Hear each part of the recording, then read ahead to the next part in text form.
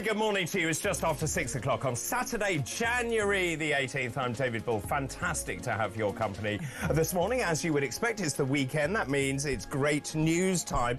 Today is No Phones at Home Day. Yes, a really important day. A day to encourage people to disconnect from their devices and focus on spending time together and interacting in real life. Who would have thought it? Also today, this is rather brilliant, it's Winnie the Pooh Day today, a day in tribute to one of the most beloved characters in children's literature. Today marks the birthday of an amazing writer, of course, A.A. Milne. Oh yes, time for my stoutness exercise. And talking of birthdays, Kevin Costner, the award-winning American actor, dad of seven, he's currently single. Imagine taking that lot on. Well, he is 70 today. Happy birthday to you, Kevin Costner. Happy birthday to you. Yeah, happy birthday. Right, let's move on and start today's show. Today's fascinating facts.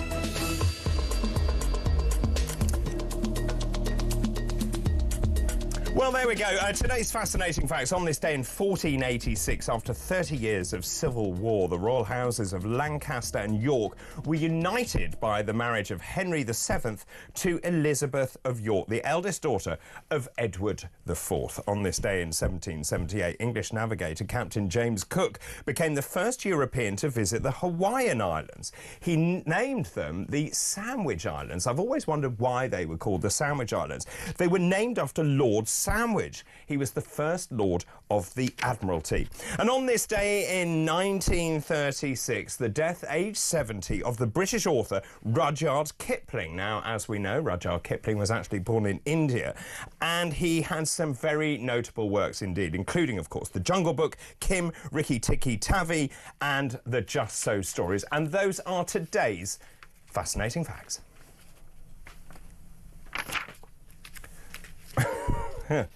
Well, a very good morning to you. We've obviously not paid to have music this morning, so no music for you this morning. Very good morning to you. Lovely to see you this morning. Thanks ever so much for your company. Well, I'm delighted to say, joining me this morning, Harrison Orman-Varty, who is now Reform UK's council leader. Leader, no less, in Elmbridge. Good morning. Good morning. You should be bowing before me. Well, I always do. As you know, I always do. Now, listen, I just want to talk to you because you're a Gen Z, aren't you? Yeah, Gen Z. Yeah. That means you're very young.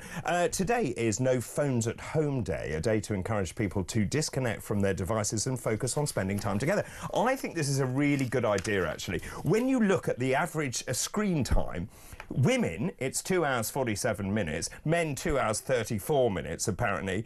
And apparently 78% of women claim to spend more time on their smartphones than with their partners. Oh, I think that's quite low. 2 hours? What, 2 hours I think that's quite low as well. My average about 7. Aren't you? So I average about 7 hours a day on my phone. I mean, it's awful. Yeah. And I see this all the time. If you go to a dinner party, for example, and people are still sitting there on phones. I've mentioned this before.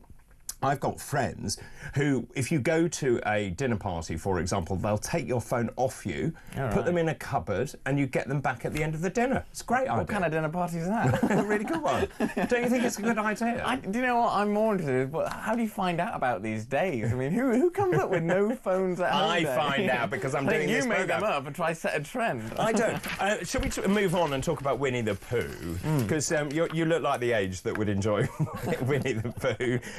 Winnie the Pooh, of course, he was the beloved silly old bear. He's delighted children for generations. Actually, when you look at Winnie the Pooh, it's beautifully written. A.A. Milne wrote it in the 1920s. His original name was Winnie-the-Pooh. And it changed to Winnie the Pooh. And, of course, he had all his friends like Piglet, Eeyore, Kanga, Roo, Tigger.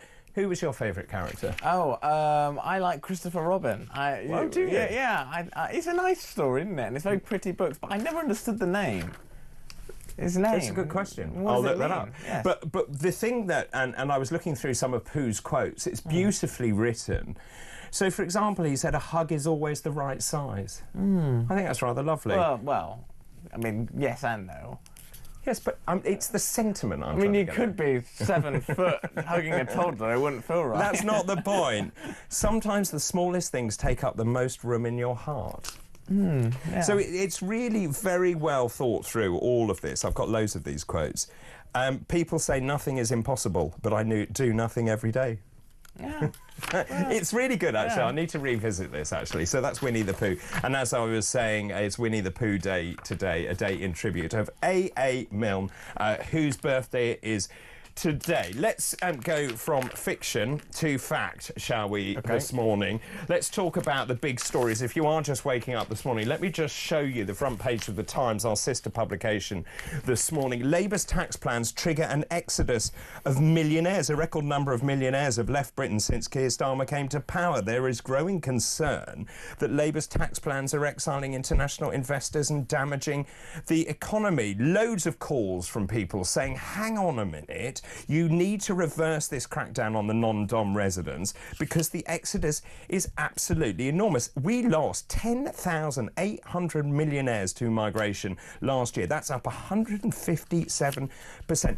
The whole point about this, and it is ideology over everything, is that Labour says, oh, well, obviously we need to redistribute wealth and all the rest of it. What they don't seem to understand is that if you've got high net worth individuals, they also employ people in this country. So it's everything from people who work in factories or in their businesses or whatever, but it goes down to people like who look after their kids or clean their homes. Yeah. You know, this is particularly personal to me as a councillor who represents an area with high net worth individuals. So, little stat for you, in Elmbridge, 10 years Just tell us ago, where Elmbridge is. So Elmbridge is in Surrey, so southwest London.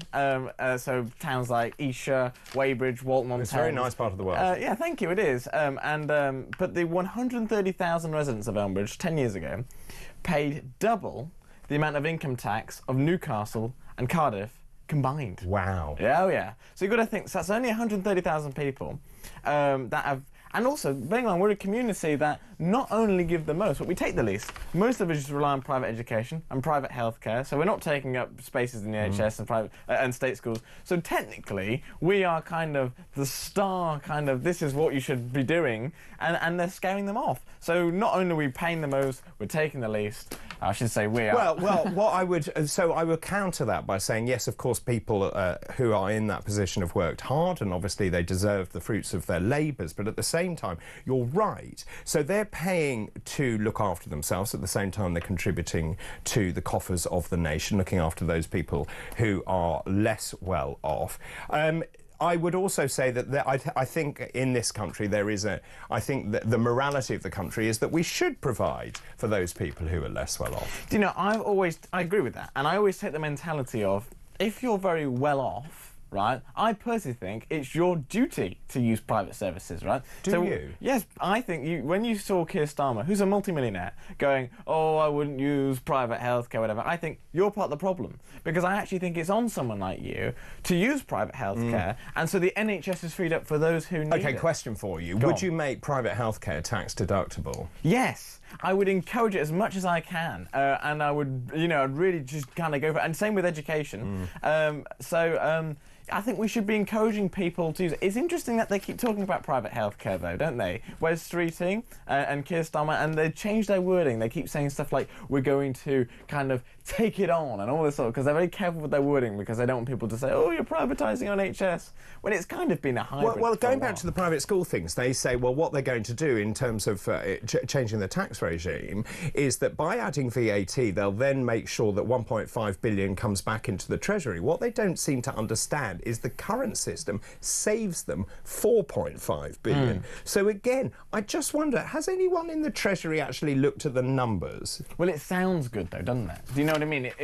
To those people who, I guess, the politics of envy, those who vote like that, you're going to think, yeah, well, it's not fair, is it, that they're getting that better education, so we're going to take money from them and we're going to give it to your kids. That's the sell. But really, the reality is, OK, well, we've now seen schools close because of it. So now, someone's class size has gone from 20 pupils to 35 or whatever. And I've spoken about this before. I think the most iniquitous thing about all of this, it's happened in the middle of a school year, and I've spoken to parents who are devastated. No time to plan. No time to plan, but not only that, for the children themselves to be yanked out of those schools halfway through the year, where they haven't got schools to go to, they leave their friends. I mean, that's just cruel. The ones it hurts the most are those of special educational needs. Yes. There's one near me, a school called Walton Lees School, which I work with, and I actually secured £60,000 for them a couple of years ago to develop outside. But they are full, and the reason why those schools are particularly, hard hitting is because they've got about 80 pupils but about 60 staff. So it's nearly 1 for 1 because of the job that they provide. But it means they can't take any more students on. Now those that are fee paying, people obviously go, I can't afford it anymore. But the schools are going, but we can't take you. So what the government have said is, oh right, we'll give you a bit of money so you can do private tutoring. So you think, oh my God. Who's thought this through? No one. So, yeah, it's a disaster. And just in terms of the Treasury, they say that ending the non-dom regime will raise £2.5 billion a year for the next 5 years. But when you talk to people like Oxford Economics, they say, actually, it's going to cost the Exchequer £1 billion more. They're not going to make that saving because so many non-doms will leave, and that is even before the impact of VAT and all the rest of it. So again, just in terms of this, and I think this is a very good quote from David Hawkins for Foreign Investors for Britain. He represents non-doms. He says this is a monumental act of national self-harm. Just add it to the list of other monumental acts of self-harm that this government is imposing. It'd be interesting to see the average net worth of the person who's left, to calculate how many average salaries you'd need to replace one person leaving. That'd be quite fascinating, I think. Well, and just in terms of that, I don't have that number, but the numbers I do have, by 2035, the non-dom reforms will make the economy £1.3 billion smaller than it would have been. It will lead to 23,000 job losses by 2030. Lots of people have been very vociferous about this. People like Charlie Mullings, who I know very well. Obviously, he founded Pimlico Plumbing. He says Britain is in trouble. I won't blame Labour completely, and I agree with this. The Tories also lost the plot, your former party, but Labour has made it worse. They've raised taxes, they've added new employment laws, like getting a contract on day one. At the end of the day, we have to incentivise entrepreneurs to be entrepreneurial, to start businesses, to then say, right, we need to get people into these companies. Simon Wolfson, who I also know, who's the chief executive of Next, has said, basically, the reforms that will happen under Labour means that young people will not be employed by companies like his. There is a massive opportunity here. The amount of capitalists the amount of people who have set up their own business per 100,000 in this country is actually higher than those in the US, which is a surprising fact. Which means that, by default, British people are quite entrepreneurial. Yeah, very much so. And yet there are so many barriers. But I think the biggest barrier is culture. We're creating a culture, I think, enhanced by the Labour Party, where it's almost like, don't do it kind of thing, be an employee. I think very much that's come top down. I think, I personally think there is a massive opportunity here. Tying ourselves to the Americans could help with that rather than the EU, but they're stifling it. So, obviously, you've switched parties. For people who don't know, you were a Conservative councillor, you're now a Reform councillor. In terms of the economics and what Reform wants to do, what would you like to see in terms of incentivising people, making sure that entrepreneurs do prosper? The biggest one that they can do is corporation tax. Now, corporation tax... even though when you hear Rishi Sunak, actually, obviously they increased it under there, and he kind of tried to put a spin in it by saying, yes, but if we do these type of reforms and this, we actually... But it's a headline tax, corporation tax. So I think it was critical, and I've been saying it since the Jeremy Hunt kind of Boris Johnson elections, when I voted for Hunt because he promised to cut corp tax down to 12. That is the biggest kind of headline tax for any major company that's looking to invest in this country. So I think that's the biggest thing. And I genuinely do think Reform are on the side of that. And the Conservatives have plenty of time to do this. Now, in fairness to the Conservatives, they left the economy in a state that I think has been downplayed by Labour, and I think a bit unfairly, because as you see now, they've revised all the growth figures to much lower than what it would have been under the Conservatives. But you see, if they'd been... Actually, if they'd kept their nerve and say with Liz Truss, and I think she was right, where she said we need to cut corporation tax, that is the point of Brexit, to actually devolve ourselves from Europe, to do things that are in the national interest of the United Kingdom. And actually, if we'd done that, then what happens is, if the companies pay less in corporation tax, they employ more people. We've got masses of people who are unemployment, not in education, employment or training, and those people need to be incentivised to get back into work. Yeah, Liz Truss was right and wrong. I think in principle she was right, but the way she went about it was wrong. She didn't take the markets with her. No, she did, and the forecast when people wanted to know, okay, well, what is the current state of the economy? And if we're unable to provide that, people think, oh, is it worse than it is? Is it, and all of a sudden that uncertainty creates shaky foundations. So let's move on and talk about the United States, shall we? Because of course Donald Trump comes into power on Monday, not long to go now. How do you view that? I think it's great news for this country, right? Anybody who is kind of, I know the Liberal Democrats are keen, I mean, they're probably the most anti-Trump at the moment because Labour realise now they can't take that role because they actually have to work with him. But I honestly don't get this obsession around the Democrats. What did we get from Joe Biden in these last 4 years? That Absolutely made us go, nothing. yes. In fact, all we got was him with selfies with Jerry Adams. Well, it's interesting. We'll talk about this after the break, but this is the front page of the Daily Telegraph this morning. Trump to rule on Starmer's Chagos deal. This has been pulled now, and quite right, in my humble opinion. Donald Trump. And, of course, the Labour Party is sort of dancing around this, saying, oh, no, we've done it deliberately because of Donald Trump, and we need to have his sign-off on this.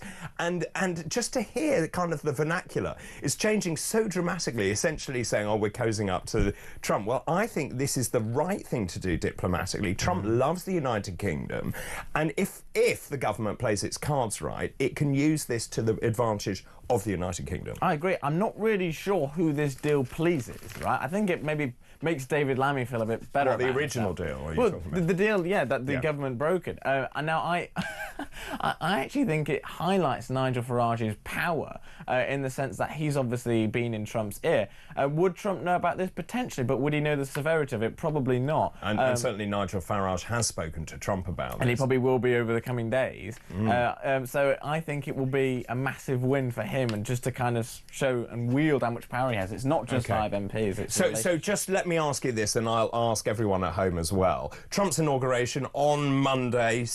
Very sadly, neither of us have an invite, and we're not. I have. Oh, have you? No, you haven't. All right. But neither of us are going. Is it a day of celebration or a day of mourning? I think it's a day of celebration and opportunity and great things to come. Yeah, I think it's a good thing. Very good, Harrison. Thank you very much. Let me ask you the same question this morning. So Donald Trump's inauguration, not long to go, Monday. Loads of people have flown over to the United States for it. There's also Liz Truss, picture of her in one of the newspapers this morning, there for the inauguration. As Harrison says, Nigel Farage also in Washington for the inauguration. It's going to be interesting, actually. So many people have gone, and now it's being moved inside. So the question is, how many people will actually get to see the inauguration itself? We don't know. But let me ask you the same question. Trump's inauguration on Monday. Is this a day of celebration for the United Kingdom, or is it a day of mourning? The number 0344 499 1000. Text the word talk in your message to 87222. You can message us on X at talkTV. After the break, Harrison will lead us through more of this morning's papers and also all of the front pages. Don't go anywhere. This is Weekend Breakfast. Good morning.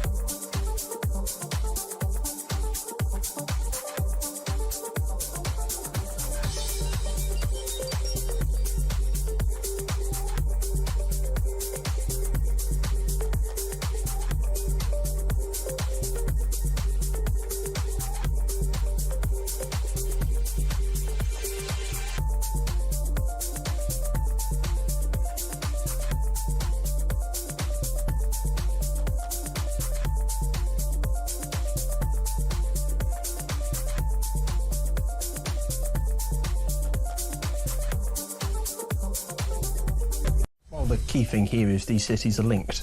A lot of the grooming and the gangs that go on, they're not just isolated in one city, they cross borders. We hear about the drugs crossing borders, these poor girls which are being trafficked across local authority boundaries. So it's poor practice just to say the local authorities should look at this, or we should have locally led inquiries. It's a national problem. These girls are transported and boys are transported across boundaries. You can't just leave it down to local councils to lead on this.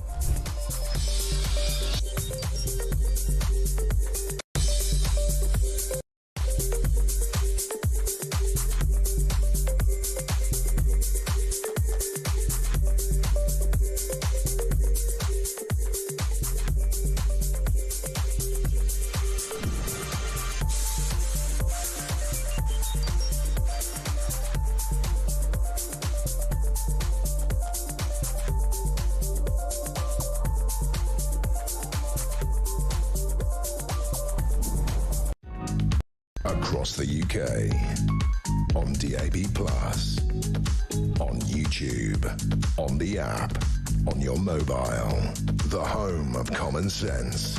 This is Talk. 6:23, Saturday, January the 18th, Weekend Breakfast with me, David Bull, and Harrison Ormond-Varty, who is now a Reform UK councillor, leader of Reform UK. Yeah, that's right. Council, because it's you, that's why. It's just you. I lead myself. Yes, you lead it's a group yourself. of one. But nevertheless, you're still the leader. I'm the bridgehead, hopefully, for some more councillors to join me. Well, if there are any elections. Yes, that's well, but then again, there's a county, aren't there? So it will make a difference. Okay. But, yeah. But anyway, well done, leader. Lots of messages coming in. Good morning, David. This is Maureen Round. Good morning to you, Maureen. I love your show. Your guest, Harrison. It's a bit worrying, this. It's a sensible, clever young man. Oh, thank you. Who is this? Maureen? This is Maureen. Thank you, Maureen. Yes. We need to see much more of him. Good morning, says Dave. Good morning to you. I hope Trump's inauguration will be a day for common sense for the United Kingdom. And no idea, never hear free gear. We'll have to take a reality check and see where his loyalties are. That's Dave in Aberdeen. Thanks for that. I'm asking this morning, so Trump's inauguration on Monday, a day of celebration for the United Kingdom or a day of mourning? Let me know your thoughts. 0344 499 1000. The call's charged at the national rate. You can text the word talk in your message to 87222. Sharon, one of our regulars. Good morning, Sharon Miller. Good morning, Dr. Bull. I love your shirt. Well done to Harrison Ormond-Varty. Oh, thank you. That's thank you, nice, Sharon. isn't it? Maureen and Sharon. Got all the ladies. You've got all the ladies this morning. I could start my own show. Okay. All right, enough pitching. Let's talk about Donald Trump, because obviously, he's hit the ground running. I believe he's had a phone call with Xi Jinping in China. But this actually warmed my heart enormously. Donald Trump will rule on the future of the Chagos Islands. That's essentially what this story is. Front page of the Telegraph this morning. Trump to rule on Starmer's Chagos deal. His team directly intervened in that, and of course Starmer was rushing to get this deal across the line, where Mauritius allegedly suddenly has ownership of the Chagos Islands, says who? The UN General Assembly had ruled that it needs to be given to Mauritius. Now, my understanding of this is actually that... It was a recommendation, though, it was advisory. We don't have to do anything. But it's like that with the ECHR. Yeah. It's like, it's once again a recommendation, not enshrined that we have to do it. No. And so Mr. Trump's team apparently had been using back channels to demand that Britain delay its decision to hand back the strategic islands to Mauritius. He's going to review the deal. He'll probably do that on Monday. He's been fully briefed, as we said, probably by Nigel Farage. But his team, including Marco Rubio, the incoming Secretary of State, Mike Volz, the White House National Security Advisor, all have said, everyone has said, this is a terrible idea. Why are you giving away strategically important islands with Diego Garcia, which is a military base, in a time where the world is becoming more unstable? Unless they've outsmarted all of us. Oh, yeah? Yeah. How? Labour outsmarting us. What do you think the chances of that are? But it might be a case of it might be a negotiating tactic. Maybe. With whom? With Trump. Who knows? It might be like some part of bigger picture plan by saying, OK, right, fine, we'll do that for you, I think Mr. you're giving Trump. them too much credit. We'll do it for you, Mr. Trump, but what are we going to get back ourselves? But then they might go, well, we don't need to give you anything because we can just veto it ourselves. Do you know what this deal was? We were going to pay hundreds of millions of pounds to Mauritius up front. Hundreds of millions, because we got tons of money. Oh, yeah. Then, to keep the airbase, we're going to spend $90 million a year to lease the airbase back to ourselves, and to sweeten the deal, we're going to pay several years up front, because obviously that's a really good deal. Jackpot. And then the new Prime Minister, Navin Chandra Ramgoolan, he demanded $800 million a year plus billions in reparations. I mean, come on. It smells like a conflict of interest. It smells like someone in the government has maybe got, you know, some sort of vested interest. I don't know. I don't know what we're getting out of this, and I don't know what I'm, you know, I don't. What do you mean? What, by giving them back? Yeah, I mean, I don't nothing. know what. I don't know if maybe there was a deal in return that they said that they're going to invest in our country or whatever it is, but there's no deal. One-sided.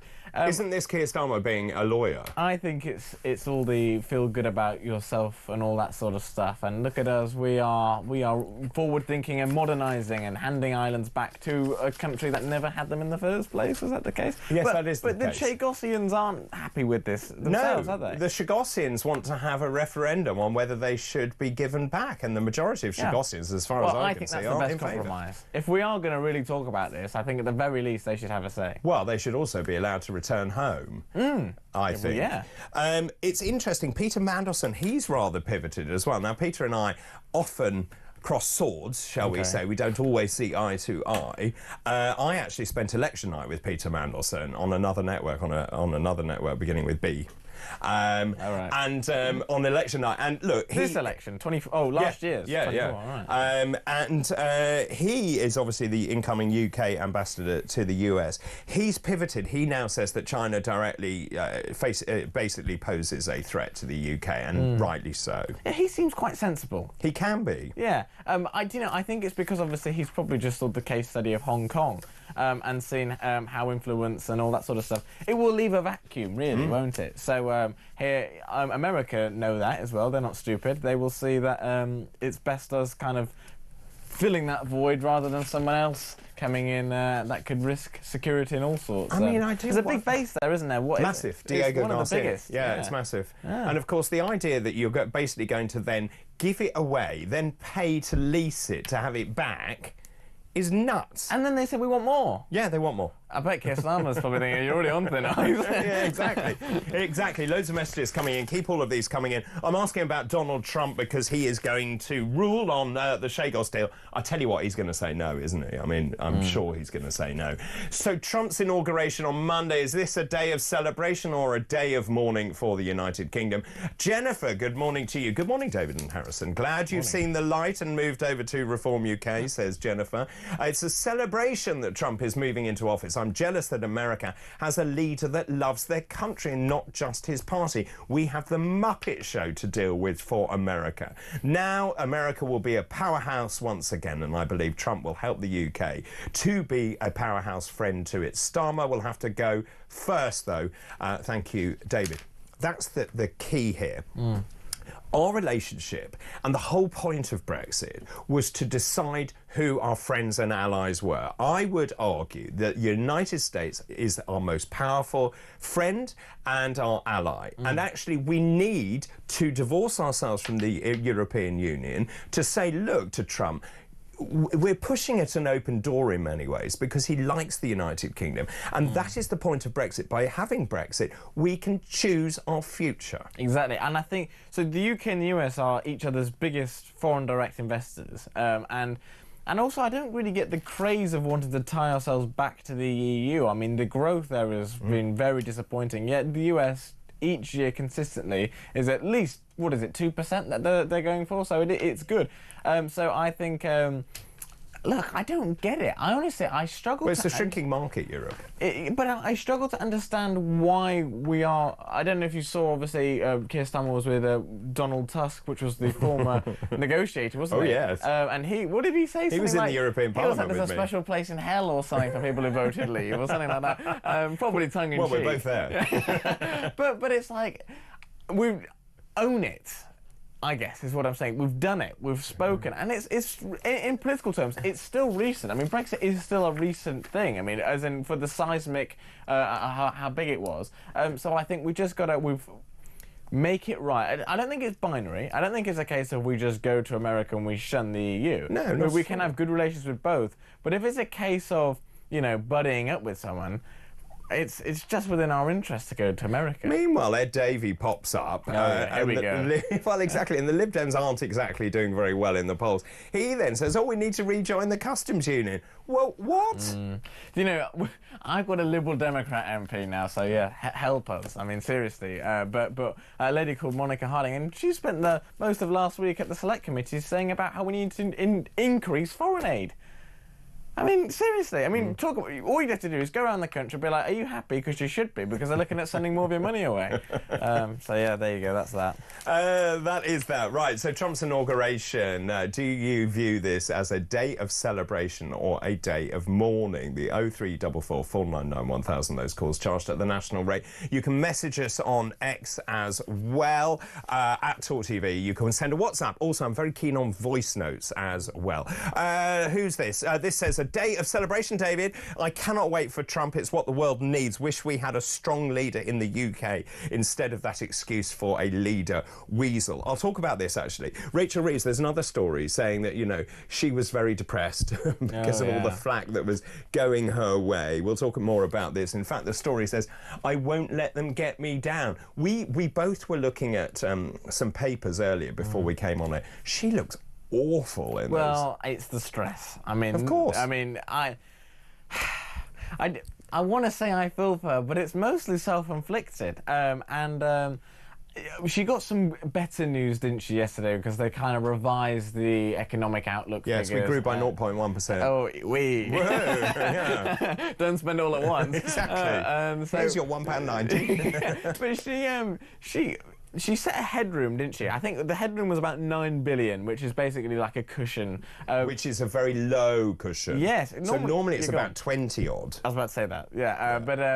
But apparently it's gone. Well, apparently there's a billion left because obviously the economy's gone like that, and it's kind of done that a little bit. So maybe she's got, you know, 1.1 now or something. But it's not good news. I bet she's panicking because once she falls below that threshold, she's now going to have to, well, she's broken her fiscal rules, hasn't she? And she'll have to reevaluate on how she's going to fund things, aka public service cuts, which won't be cuts to public services, or either tax rises. And either or, she's not going to get thumbs up, is she, from her Labour colleagues? So. No. So the latest figures, which Harrison alluded to, the economy has grown 0.1%. It's lower. Depending which paper you read, the left-wing press is saying, well, it's marvellous, we're growing by 0.1%. All the others are saying, well, actually, it's lower than predicted, which was 0.2%. We've had 2 months of negative growth before that, and the inflation, actually, surprisingly, has dropped from 2.6% to 2.5%. But the caveat is, this is before many of her changes take effect. And the pound has dropped. I mean, the pound is very weak. Yeah, well, yes. I mean, in fairness, you kind of doing these changes is like manoeuvring an oil tanker. So it's all delayed. So we probably haven't seen the full effects of her budget just yet. They're probably looming around the corner. Well, so yesterday I was talking... BP announced big cuts the other day. I think 5,000 jobs were going. So, I mean... Well, he made it more expensive to employ people. So what do you expect? Well, we'll talk more about this because I want to know what is going on with the economy. At about 9:05, I'm delighted to say Justin Urquhart Stewart, everyone's favourite economist, will be joining us to talk about inflation. What does this mean? And growth. What does it mean to you if you're trying to remortgage? What should you do? Should you hang on? We'll talk more about that at 9 o'clock. Harrison, thank you for the moment. We'll take a break. After the break, I want to talk about yet another policy fiasco. This is the front page of the Daily Express this morning. Don't you dare target triple lock again. So Kemi Badenoch is now talking about having means testing for the triple lock, also Labour piling in. Don't mess with the triple lock. That's my advice. We'll talk more about that after this break.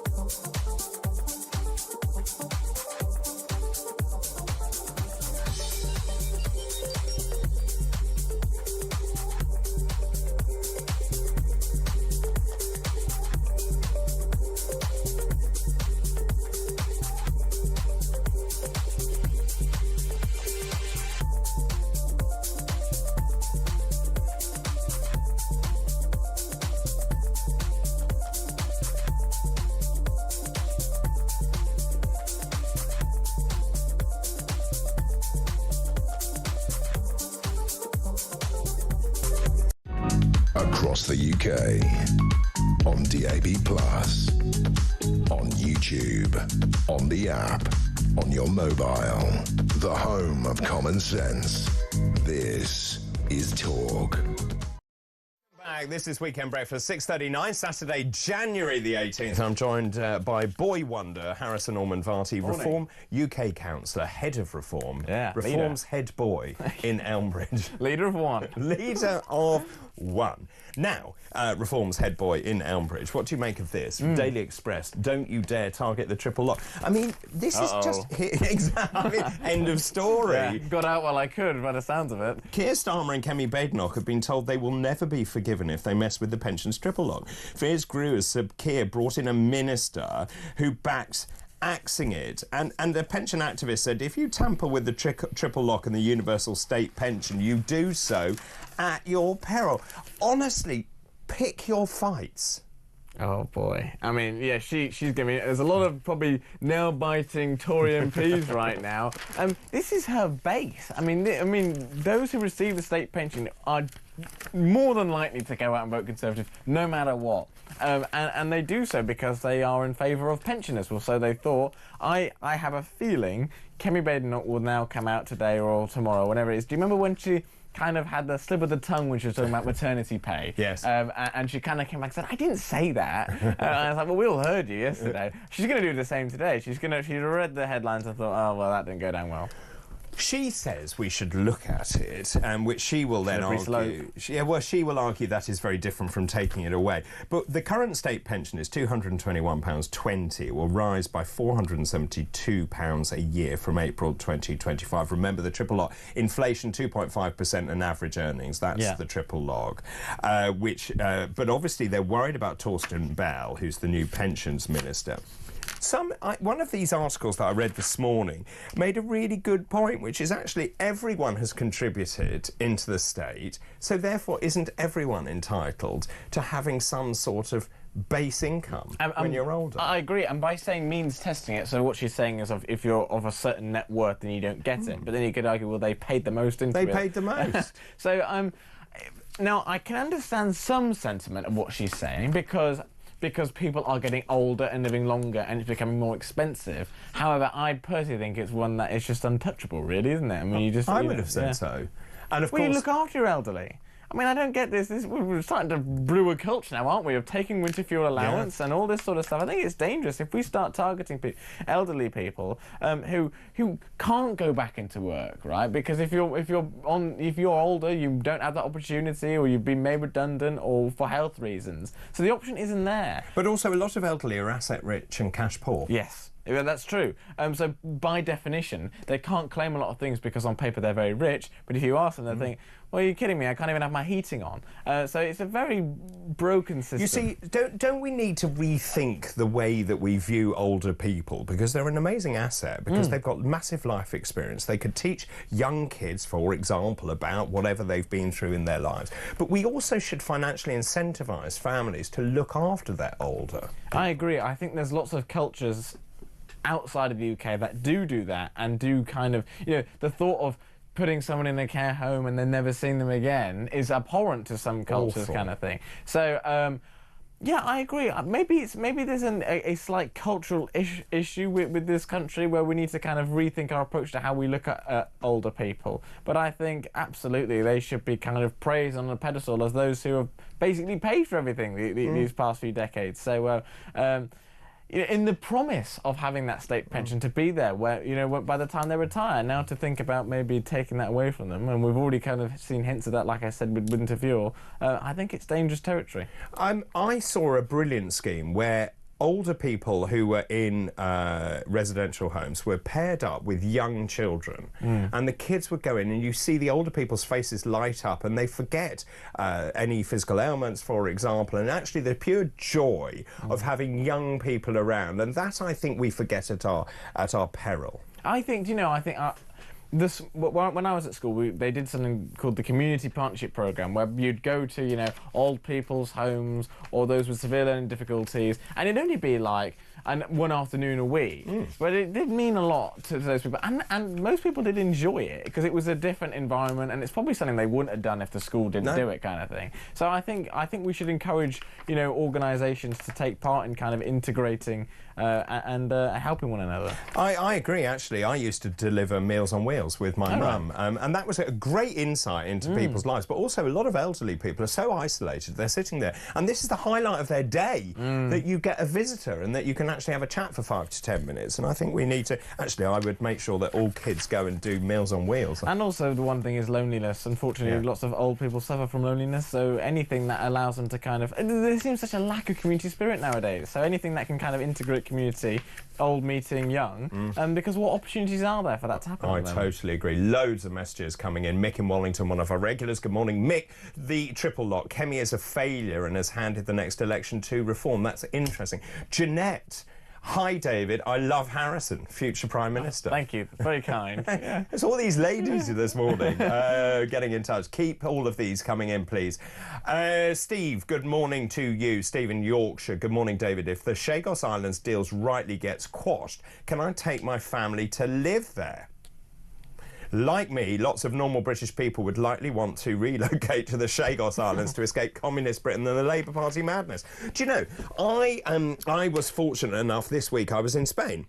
I went there to sort out a problem which I have over there, and I was sitting there in the sun and I tweeted saying, why would you live in Britain? And the response I got was extraordinary. People saying, yeah, why do you live in Britain? We wouldn't go to Spain, though, after the new tax. Well, we'll talk about that later, yeah. That was stupid. It's very stupid. Yeah. I mean, it will be one of those things where they hold it for a few months and then... Well, it's complicated, but so essentially what the Spanish are saying, or they don't have enough housing, so they're essentially saying if you're a non-EU national, i.e. that's pretty much us, you will pay 100% tax on your house, which means that obviously no Brits would buy a house in Spain. Unless they want to pay double. Unless they want to pay double. But if, say your house is, I don't know, 150,000, 200,000 euros, you're not going to pay 200,000 in tax. No. I mean, it's nuts. I mean, what they've done is any Brit out there now who's obviously got the property out there is thinking, oh, great, now I can't sell it to a Brit. Yeah, I'll have to sell it to someone who's in the EU or a Spanish national. Now, the caveat to this, it's a devolved matter. So, for example, in the Comunidad Valenciana, they will then decide, which is a huge tourist area with the Costa... practiced saying that before, didn't you? I have, the Costa Blanca. Well, I have a house there, you see. That's right, you've got an interest. I have an interest. But it's a devolved matter, so the thing is I just don't... So you're all right then? Well, no, but there's a big question then. Do you actually sell? Wow. Because you've only got a limited period, haven't you, to sell to Brits. Anyway, this is much bigger conversation. We'll continue with more. Donald Trump comes into power on Monday. Do you think this is a day of celebration for the United Kingdom or a day of mourning? The number 0344 499 1000. You can text the word talk in your message to 87222. You can send a voice note as well. You can message us on X at talkTV, send a WhatsApp, carrier pigeon, however you want to get in touch, do please get in touch. After the break, we'll take you through the rest of this morning's front pages, and then Harrison has picked some choice stories as well. That's all still to come. This is Weekend Breakfast. Good morning.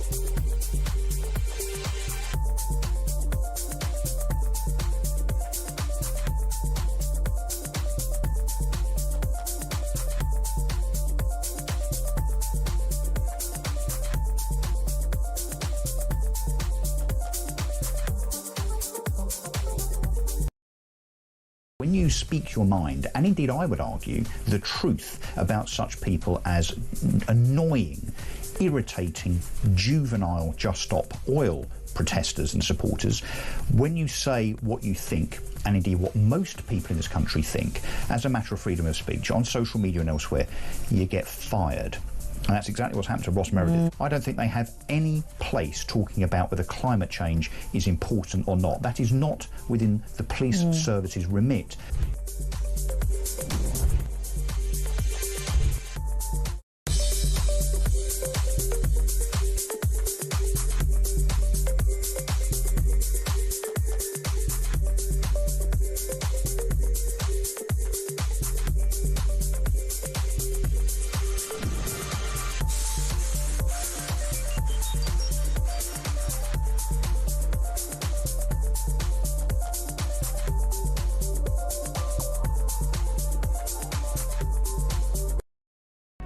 Across the UK, on DAB+, on YouTube, on the app, on your mobile, the home of common sense.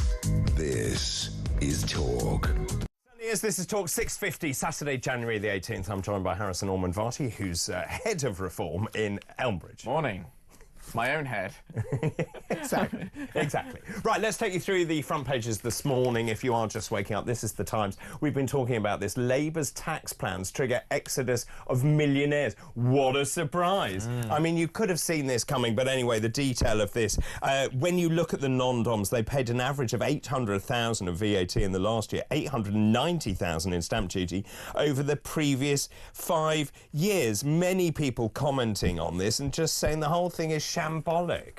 It was already bad before Rachel Reeves came in, and she's just accelerated it. I mean, we're already leaking money. Now it's a massive hole. My favourite line, David Hawkins of Foreign Investors for Britain, a group representing non-doms, described the government's policy as a monumental act of national self-harm. We're really good at these. Oh, yeah. Aren't we? Imagine if we had good people, and we'd be flying, wouldn't we? Yeah.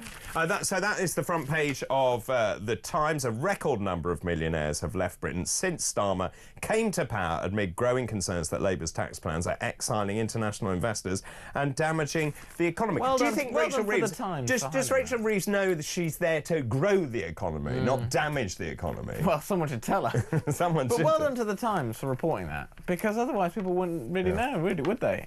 Very true. The Daily Telegraph this morning, Trump to rule on Starmer's Chagos deal.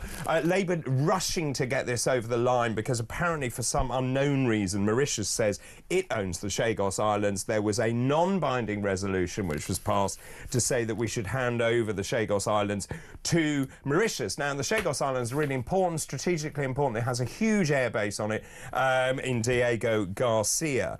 Donald Trump, so basically there's been a lot of political shenanigans going on, and Trump says he will rule on the future of the Chagos Islands after his team intervene. The UK government has pivoted, saying, oh, well, Starmer has delayed the announcement because it's only right and proper that Trump has a say. No, he didn't. He didn't have any choice. Yeah. I mean, it'll be so interesting to see what happens in this first week. One of the big things I'm looking forward to seeing is their energy policy, which is Trump is not afraid to say about fracking and, what does he say, drill, baby, drill. Drill, baby, drill. And you know, I saw a video on Instagram. Some guy was moaning about filling up his car and the cost of his petrol.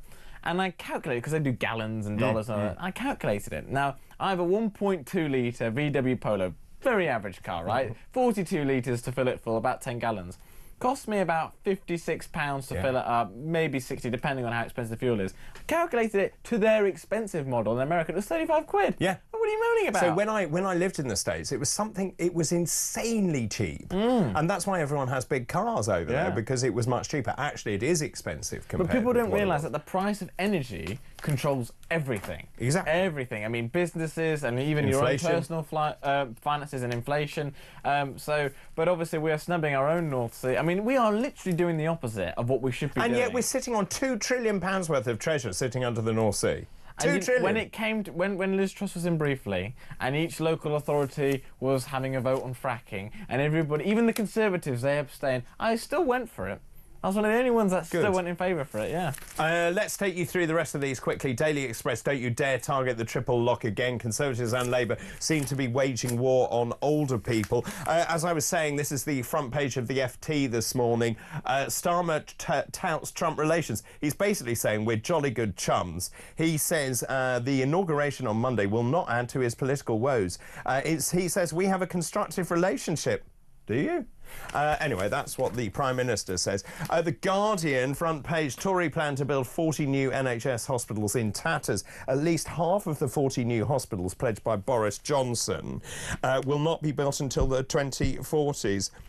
Labour's preparing to announce that many of the crumbling NHS hospitals in England that were due to be replaced by 2030 are being removed from the building programme. This is a huge story, but also just looking at those terrible pictures, you know, people being treated in corridors. I mean, it's just barbaric. It just makes me think, what was it all about in 2019 when the Conservatives were saying about, obviously, the hospitals and levelling up? I remember I stood in Nottingham, a really run-down area, and there was an electronic sign, and it said, levelling up is here, and I thought, is it? Is this it? You know, I don't understand that. So, people are going to be massively annoyed by this, and rightfully so, on the promise of something. Look, you can't fudge that, can you? 40 new hospitals. You either have them or you don't have them. Well, of course, it wasn't 40 new hospitals. It was a fudge in the first place. And bigger ones, yeah. You can have a porter cabin shoved next to your hospital.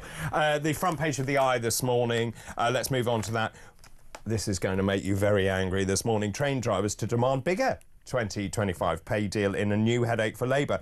So the train drivers say that, well, they haven't done very well. They'll be the wealthiest people in the country. Well, tell me about it. So they want more money. And, of course, this is the whole problem. So basically what they're saying, they will demand an increase over and above the 4.5% offered by the government in 2024. They say, oh, we've had lost earnings due to the cost of living crisis. Who hasn't? He warns the government that they want more. They've got 5% rise for 2022-23, 4.75% for 23-24, 4.5% for 2024-25. The average is 59,000. I'm off to drive a train. Well, I was about to say, maybe we and you should go into the job centre and retrain. We could drive trains.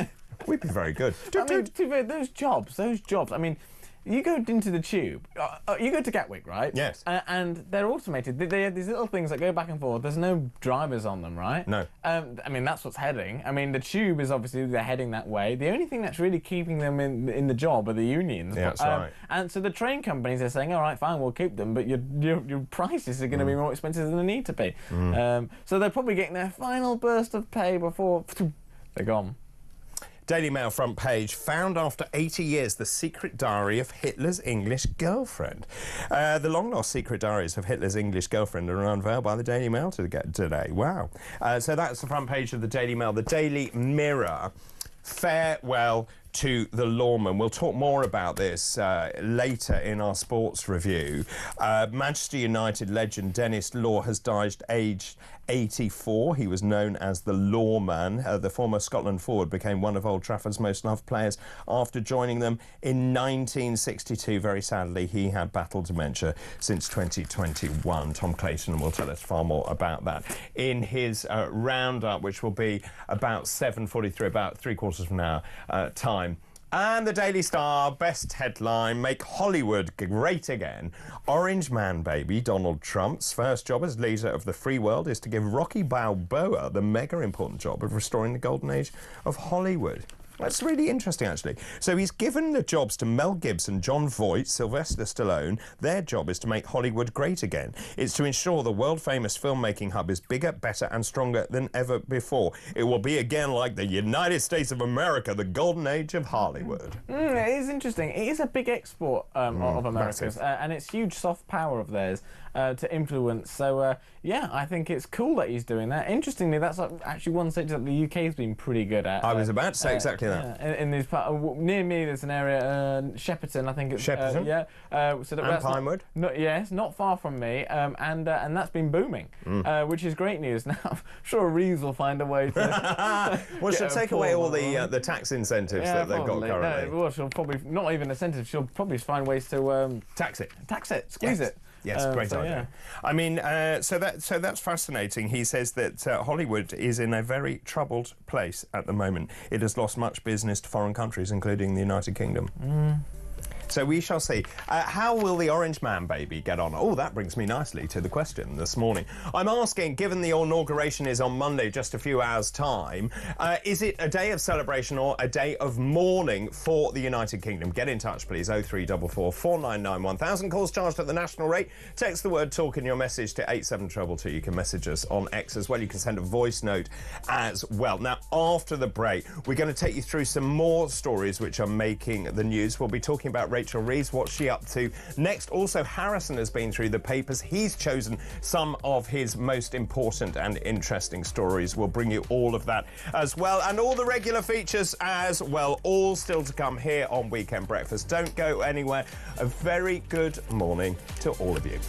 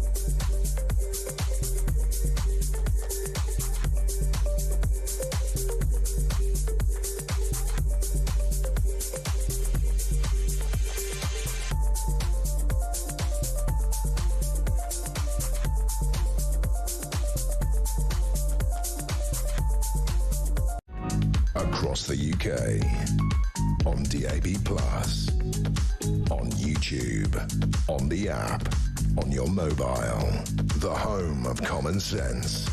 This is Talk.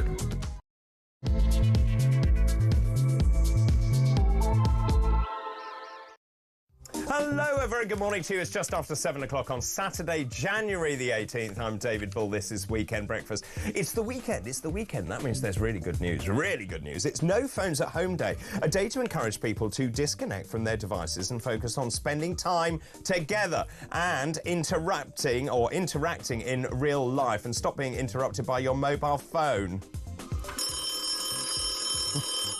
Hello? It's Winnie the Pooh Day today, a day in tribute to one of the most beloved characters in children's literature. Today marks the birthday of the author, A.A. Milne. Oh, yes. Time for my stoutness exercise. And talking of birthdays, Kevin Costner, who's an award-winning American actor, dad of seven. Imagine, he's single, by the way. Imagine taking that lot on, him and 7 kids. He's 70 today. Happy birthday. Happy birthday to you. Right, let's move on to today's fascinating facts. Today's fascinating fact. facts. I've got some new ones for you this hour. On this day in 1779, the birth of Peter Mark Roget, or Roget, I think, English doctor and lexicographer. He produced Roget's Thesaurus. There you go. In 1852, after 47 years' work, it was originally called the Thesaurus of English words and phrases classified and arranged so as to facilitate the expression of ideas and assist in literary composition, which is a bit of a mouthful. Also, on this day in 1886, this is a good one, modern field hockey was born with the formation in England of the Hockey Association. Well. And on this day in 1919, Bentley Motors Limited was founded by Walter Owen Bentley. Now, the manufacturer didn't actually make cars until 27 years later. It originally only made engines and chassis. Bentley was originally known for its range of rotary aero engines in the First World War. And those are today's fascinating facts.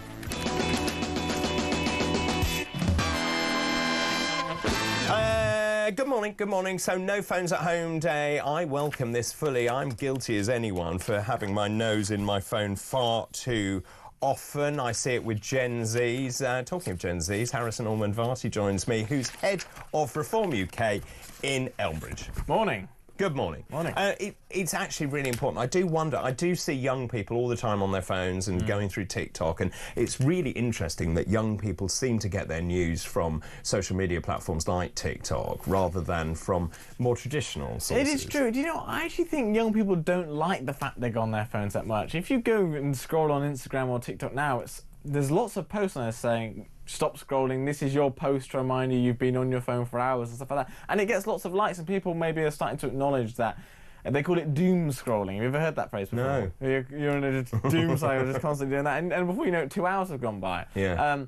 So, yeah, I think maybe people are starting to turn a corner. Nothing probably sizable. You're interesting. You're all right. People don't go and read these. They don't go on the news, really, on the website. They go on, and it's more influencers who tell them and give them little bites of news. The problem is then who tells them that, because they can get all riled up and they don't actually know the full facts. I agree with you. I did some doom scrolling last night. I went to bed early and then I was doom scrolling. I was on TikTok, and you start seeing these videos, and of course it knows, because then you start getting... You're in the algorithm. You're in the algorithm, and then you can't get out of the algorithm.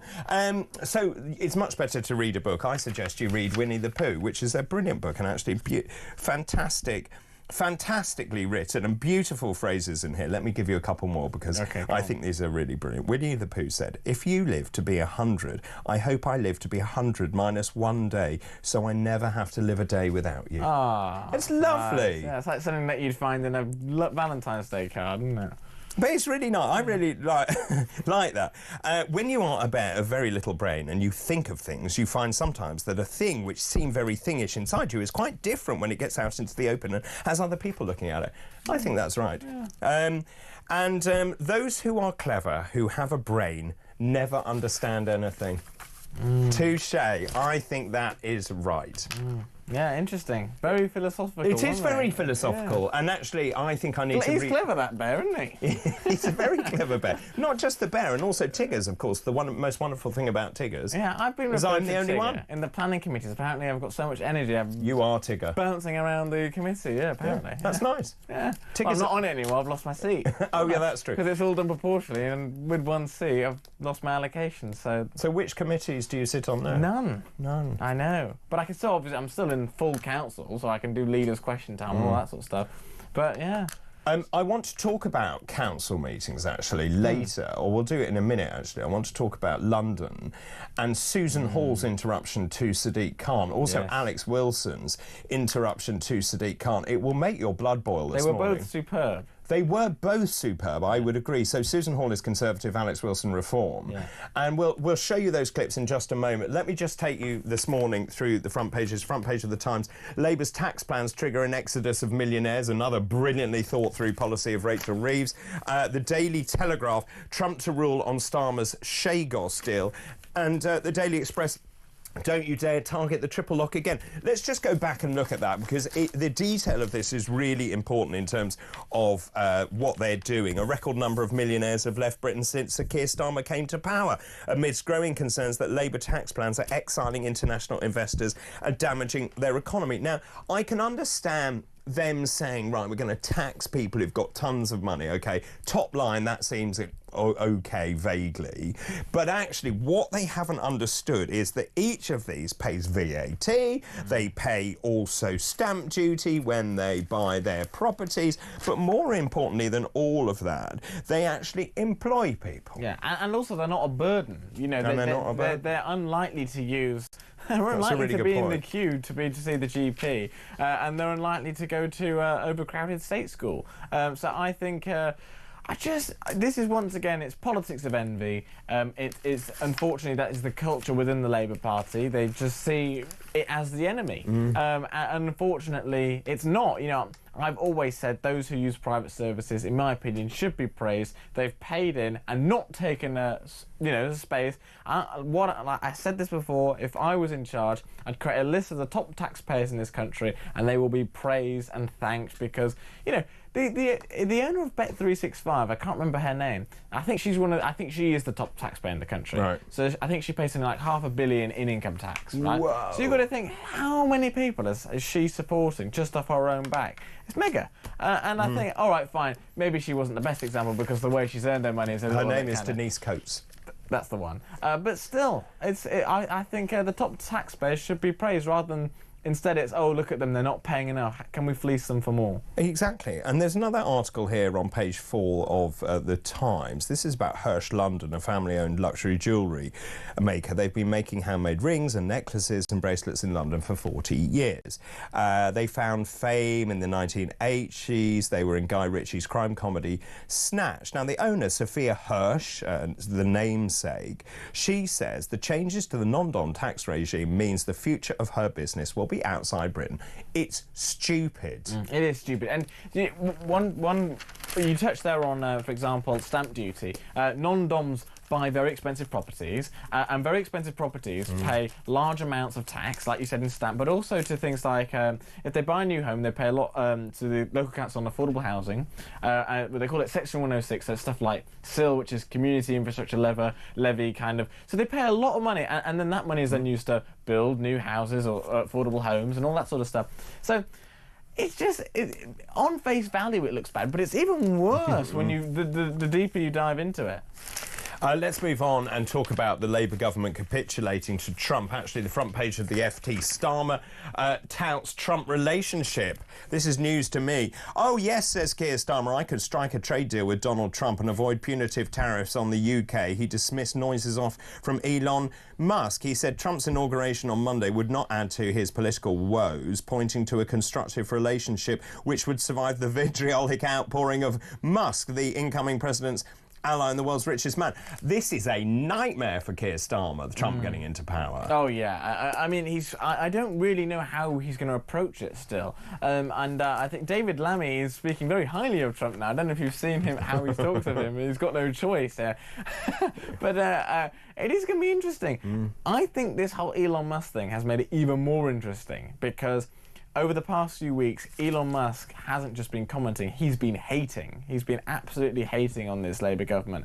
And there is absolutely no doubt that when the time comes, that Musk will be in Trump's ear. And I don't know if you saw that the SNP Minister Ash Reagan, she wrote to Musk, I think it was not a bad idea, by saying, look, we welcome you, please invest. And he ended up responding saying, very few companies will be looking to invest in the UK under the current administration, right? That just shows, the kind of dislike and distaste. So I think this is really bad news for Keir Starmer, and he hasn't seen the actual effects of it yet. And we can do well out of this, I think.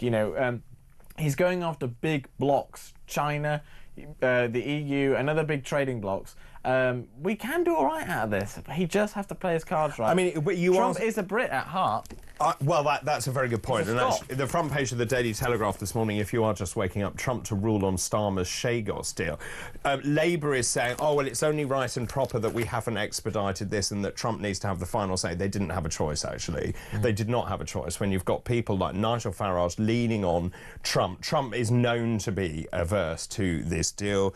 You've got other very senior sources in the government also saying they're not happy. Lord Mandelson seems to have shifted his position as well. So I think Keir Starmer is going to have to pause and reflect and realise that actually, if he wants to get a deal with the United States, which is possible, although it is worth remembering, under the last Trump administration, a lot was talked about doing a deal with the United States. It didn't happen. Yes, but times were very different back then. We had, first of all, a pretty bad Prime Minister in Theresa May, who was the one who actually signed us up to all the, in law, to all the green stuff that we're now having to pay for now. But also because we were flip-flopping between the EU and we probably weren't even in a position to really start talking about trade deals with America because we were too busy trying to sort out the mess. No, let's not forget how much the EU and that Brexit deal dominated the news 100%. Back in 2016, 2017 when he was in 2018. So Trump probably thought it would have been a waste of time. Well, we were just all over the shop. Well, we still are, actually. So it probably wasn't even an option. Even if it was presented,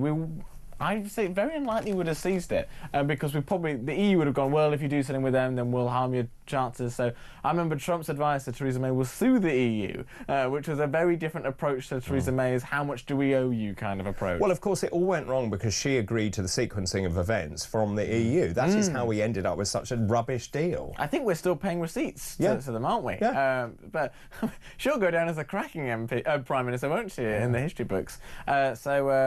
But yes, hopefully, I do think it is different this time, though. I think it's going to be a lot more bullish. I mean, it's really interesting. I'm listening to Boris Johnson's book, Unleashed, at the moment, and the way that he glosses over things and he talks about get Brexit done. He's good at that. He's really good at it because he didn't do what he says he did. The fact is that we got a sort of Brexit. We still haven't Brexited properly. We still haven't taken advantage of those newfound freedoms. And you and I spoke about this right at the beginning of the programme. If I was in charge, I would slash corporation tax. I would actually make this Singapore-on-Thames. I've spoken a lot about that. And then you attract investment. You have people coming into this country. They then grow the companies. They employ people. Yeah. It's not rocket science. All they have to do, all Reeves has to do is have a huge meeting with all the big tech bosses, finance bosses, and say, what can we do as now a nimble country? What can we cut? What can we deregulate to make it easier? But instead, who have they gone to speak to? The regulators. Yeah. I mean, seriously, who advised that? I mean, the thing is, actually, that's a really good point. If you sat them all down and said, right, how can we help? Rather than saying we're looking for ideas, which is what they're doing at the moment, how can There's no shame in that, though. I agree with that. I actually think they'd respect it and think, oh, this is a government that is actually really willing to work with us, and in return, we will invest with them. Yeah. I think that's a very fair point indeed. Front page of the Daily Express will just mention this again. Don't you dare target the triple lock. Of course, Kemi Badenoch and also the Labour Party going after that as well. Front page of the Guardian, Tory plan to build 40 new NHS hospitals in tatters. This, for me, is the key. The whole point about Brexit was to have a Brexit dividend, if you remember. £350 million a day we're going to spend on the NHS, right? It didn't happen, and that is the disconnect. So I'm still getting messages from people saying, how's Brexit working out? Well, we haven't fully Brexited. We haven't taken back control of our money, laws and borders. We still haven't done that. Look at our borders. I mean, they're porous. We are cruising idle at the moment. We are rudderless, and I agree. And I think when you hear, for example, people talk to Nigel Farage about it, and I think, well, you failed. But he goes, well, it means we can make failures, but there are our own failures now, and we can't blame anyone else for them. So it's up to us with what we do. Brexit wasn't guaranteeing success, right? It wasn't a case of if you do that, you are guaranteed to be better off. It means we will give you extra levers to do better. I still think what we did in Northern Ireland is unforgivable. I personally think that there are so many elements to it that need addressing. And I think that is such a selling point to reform by saying, let's capitalise on it. And I think lots of people who voted Remain, who are very much of the mindset now of, yes, well, come on. I mean, seriously, the talk of even rejoining is just so, been and gone. That I don't think people could endure a couple of years of negotiations and more fluctuations. I think. So tell me, why does Ed Davey say we need to be back in the customs union? I honestly... Where does that come from? I don't know what Ed Davey is thinking now. As someone with a Liberal Democrat MP, I live in an area actually where it was stronger Remain. I think we're about 60% Remain. So he's probably doing that to keep those areas sweet. But I do think it's wearing off now, this whole EU thing. I think... well, tell Ed Davey. I think it wore off a couple of years ago, actually. I mean, it was interesting watching Nigel Farage on Question Time, and he just went, it's done. It's done. Yeah. And so that's the rebuttal. We've done it. We made our decision. You know, whether you like the decision or not, the decision has been made. How can they call themselves Democrats? It was literally the biggest democratic decision this country's taken in modern time. Well, they say that people weren't given the facts. Yeah, but they're always going to say that. It's the same with the election we just had. It's like there's always going to be people saying stuff and other stuff, but lots of stuff that Remain said wasn't true. Well, so that there were going to be millions of job losses the day it happened. Which didn't happen. Yeah. And actually, if you look at the UK economy last year, I believe we outpaced any other European nation. So, the other thing that Boris Johnson says in this book, which is really interesting, is the whole thing was derailed by David Cameron because he held the referendum and he then disappeared. I nearly said something rude. He disappeared, didn't he? He lost. And instead of actually staying there and making it good and doing those trade deals, he left. Yeah, I agree. And you know, I actually thought David Cameron was a good statesman-like Prime Minister. He was very good he was very polished, he looked good on the world stage, he was very witty in the House of Commons. It's a shame that he didn't grasp it and kind of Why move did with he it. go? Well, he said it was because he's a Remainer at heart and he couldn't do this ship. So what was the solution? Let's put Theresa May in, who was a Remainer. Yeah. I mean, we could have just skipped those 3 years that she was in. They were completely pointless. Why did he leave? I'm not sure. But he obviously, I feel like he kind of regretted leaving, though. But by seeing him come back with Sunak, I think he was still hungry for power. And I reckon he's probably still... Interestingly, he said to Keir Starmer, please feel free to call me and I'm happy to help, kind of thing. Yeah. Lots of messages coming in. Sean says, good morning, David. Sean in Gloucester, good morning, one of our regulars. Great show, thank you. My wife works for a law firm that deals with non-DOMs 100%. 100% have left the UK. It's not only the tax they pay, but also what they spend that we've now lost. These short-sighted creatures ruining the country, running the government. They need to go before the damage they've done is irreversible. Squiddle Woman. This is Zoe in Lancashire. Good morning to you, Squiddle Woman. Good morning, David. Is that the name of That's her her name, Squiddle Woman. Good morning, David. Harrison, about Harrison. Okay. So pleased he's moved to reform. Starmer isn't for the British people or this country. This man is doing everything to destroy what we stand for as a nation. He'll never move away from the EU. If anything, he'll pull us away from Trump as much as he can to prove a pointless point. I'm asking this morning, Trump's inauguration on Monday, is it a cause for celebration or a day of mourning here in the UK? The number 0344 499 1000. I can't wait for Trump. Starmer is already running scared already. Look at him trying to push through the Chagos deal. Trump will rein him in. That's Sonia. Is this a pivotal moment for Keir Starmer? Is this a time to pause, reflect and realise that actually you need to think about very carefully who your friends and allies are? I think if this was a case of business and you were there slandering kind of this and that, and then they become your biggest investor and all of a sudden you're in charge of the business, you'd be sacked, wouldn't you? I mean, if this was a business world. So it's such a weird scenario that we now have him as our leader after he said all that, and probably banking on the fact that he won't get in again. And obviously they've placed their bets wrong.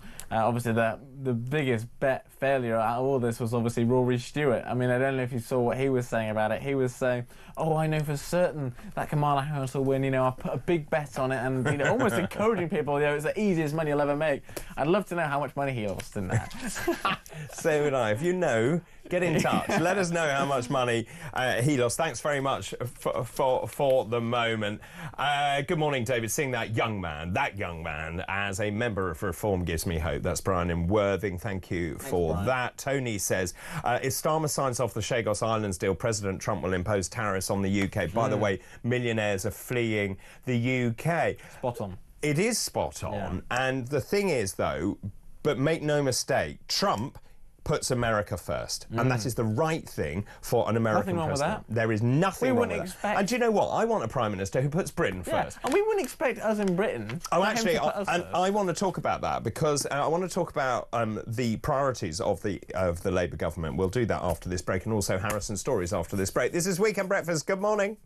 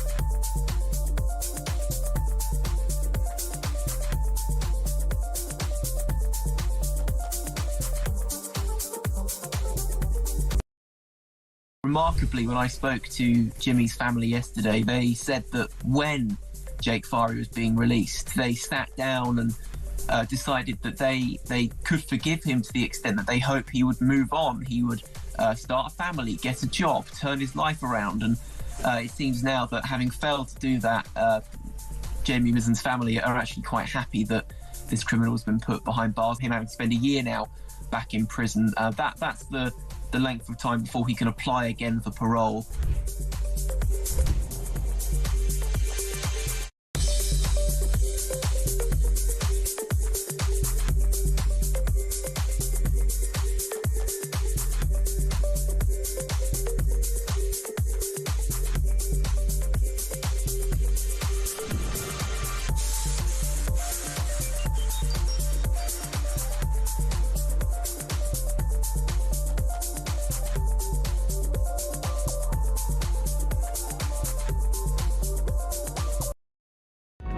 Across the UK, on DAB+, on YouTube, on the app, on your mobile, the home of common sense. This is Talk. Welcome back. This is Talk 726, Saturday, January the 18th. Harrison Ormond Varty joins me this morning if he can put his phone down because he's so Gen Z. Do you not know it's no phone day today? No phone day. Morning. Morning. Morning. Morning. That's not a warm welcome, is it? Shouting at your... I welcomed you warmly an hour and a half ago. Let's just talk about local elections. Obviously, you are Reform UK's councillor in Elmbridge, and local government is very important.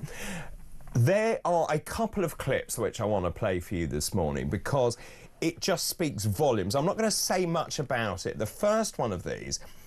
It's about Sadiq Khan in London. He's been accused of stonewalling questions about whether London has a problem with grooming gangs. This is about the levels of knife crime here in the capital.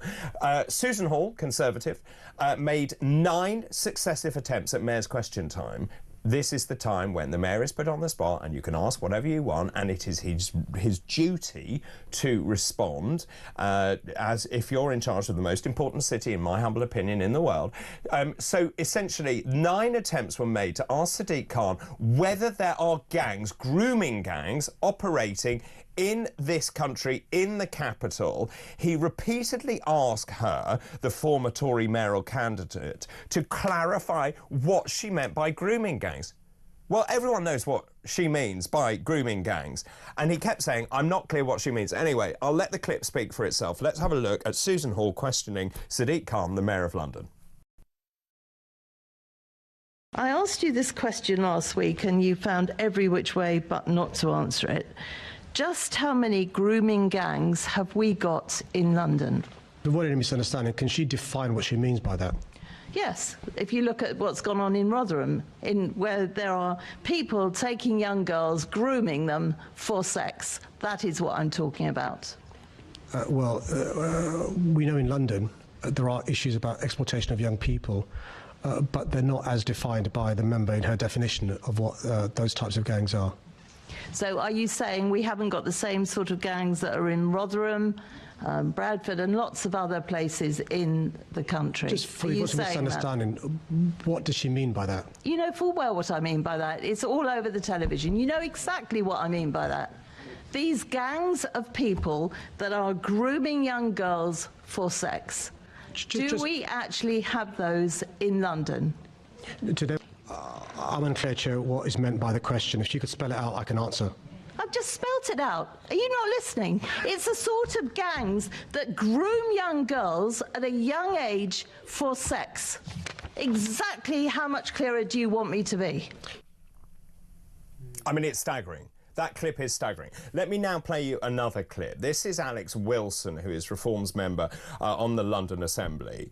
Essentially, he put forward a motion saying there was a plan to save London's streets.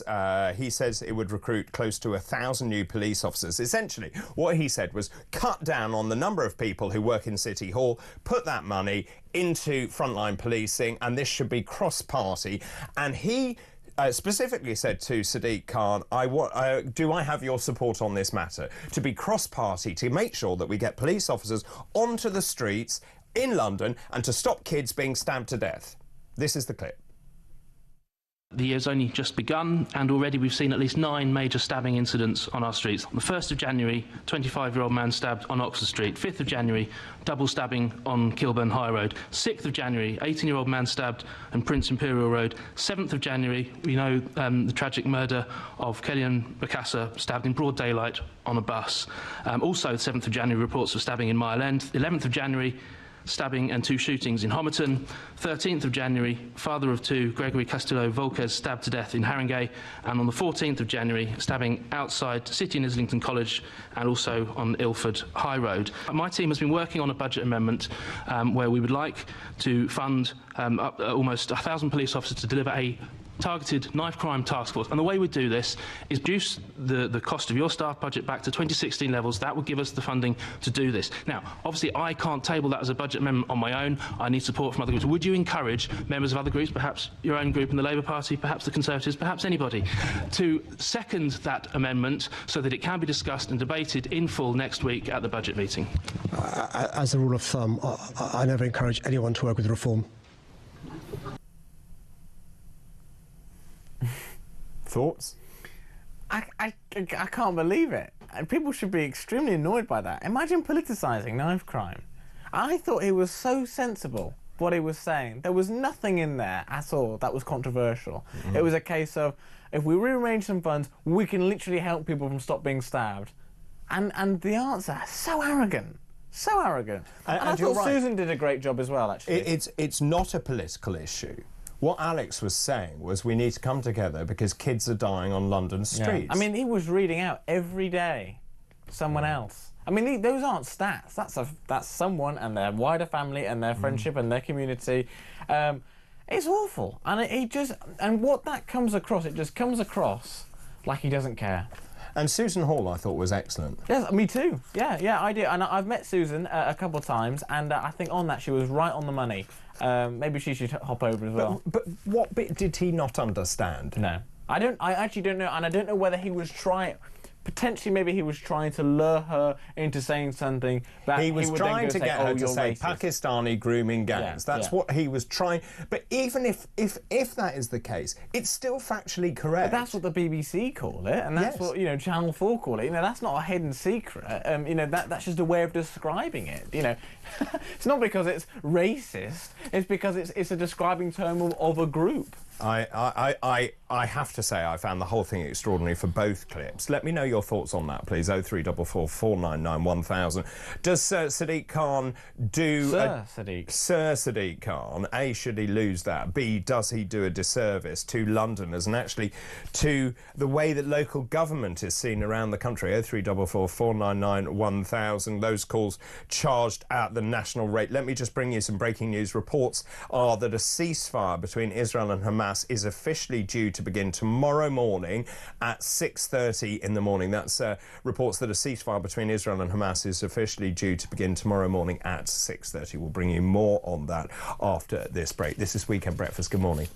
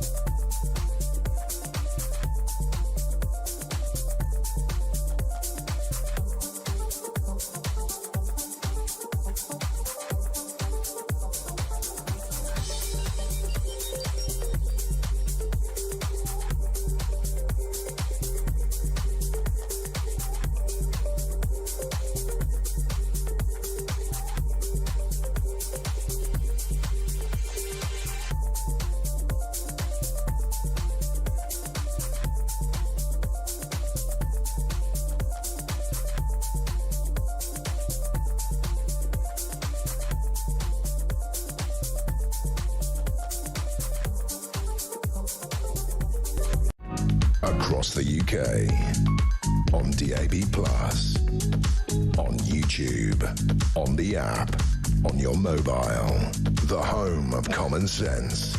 This is Talk.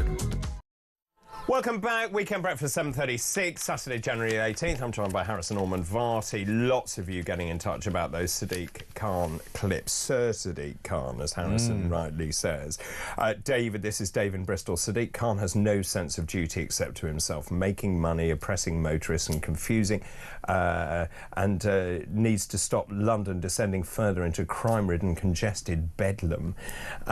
Keep these coming in, please. Good morning, David. Nick Moore, good morning to you. We all know what Khan was doing. He was desperately goading Hall into saying gangs of Pakistani men, so he could call her a racist. In my opinion, she should have said exactly that. She meant gangs of Pakistani men. I think she should have said it too. Because it's no secret. It's also factually correct. Yeah, it's not some conspiracy theory. You turn on any news channel now, and that is how they describe them. And if he were to go at her for that, I think that would have made him look bad as well. Should there be a public inquiry? Absolutely. I don't understand why there is such kind of grit towards doing it. Now, what it leads people to think is, I'm not saying it's the case, but it leads people to think, oh, well, have people got something to hide? Has Starmer, head of the CPS at the time, got something to hide? Now, I'm not saying that's the case, but it leads people naturally to think that way. And I think this whole thing of, oh, yes, but it'll take years and years, not necessarily. It doesn't mean that you throw out the reports you've done. You build on the work you've done, and you'll be able to do it a lot quicker. To be fair, I don't understand why inquiries always take as long as they do, but there is no reason for it to take as long as they're saying, because for some reason they'd have to start again. It's just not the case. No. Let's talk about another story. This is in the Express. Sir Keir Starmer has pledged to smash the gangs. Oh, boy. And this is about the numbers of people coming here illegally, a telltale spike in the number of migrants crossing the English Channel last year, in contrast to what you're seeing in other European countries. So they're seeing a reduction in the numbers of people, but of course they're coming here because many of them are seeing the UK as an increasingly soft touch. Do you have any sense that Keir Starmer will smash the gangs, stop this, actually stop people coming here illegally? Well, no, because we've not seen it yet. And the best thing of smashing the gangs and stopping people coming across so far is the weather. That is the single best deterrent, really, that slows people coming across. The one question that no one seems to ask is when people say, when we put them in hotels, which is obviously happening, exposed by my new boss, Nigel Farage, but no one's asking, OK, but where do you think they're going? You know, they're not going to be in hotels forever. Obviously, it's extremely costly. And I'll tell you where they're going. They're going into housing.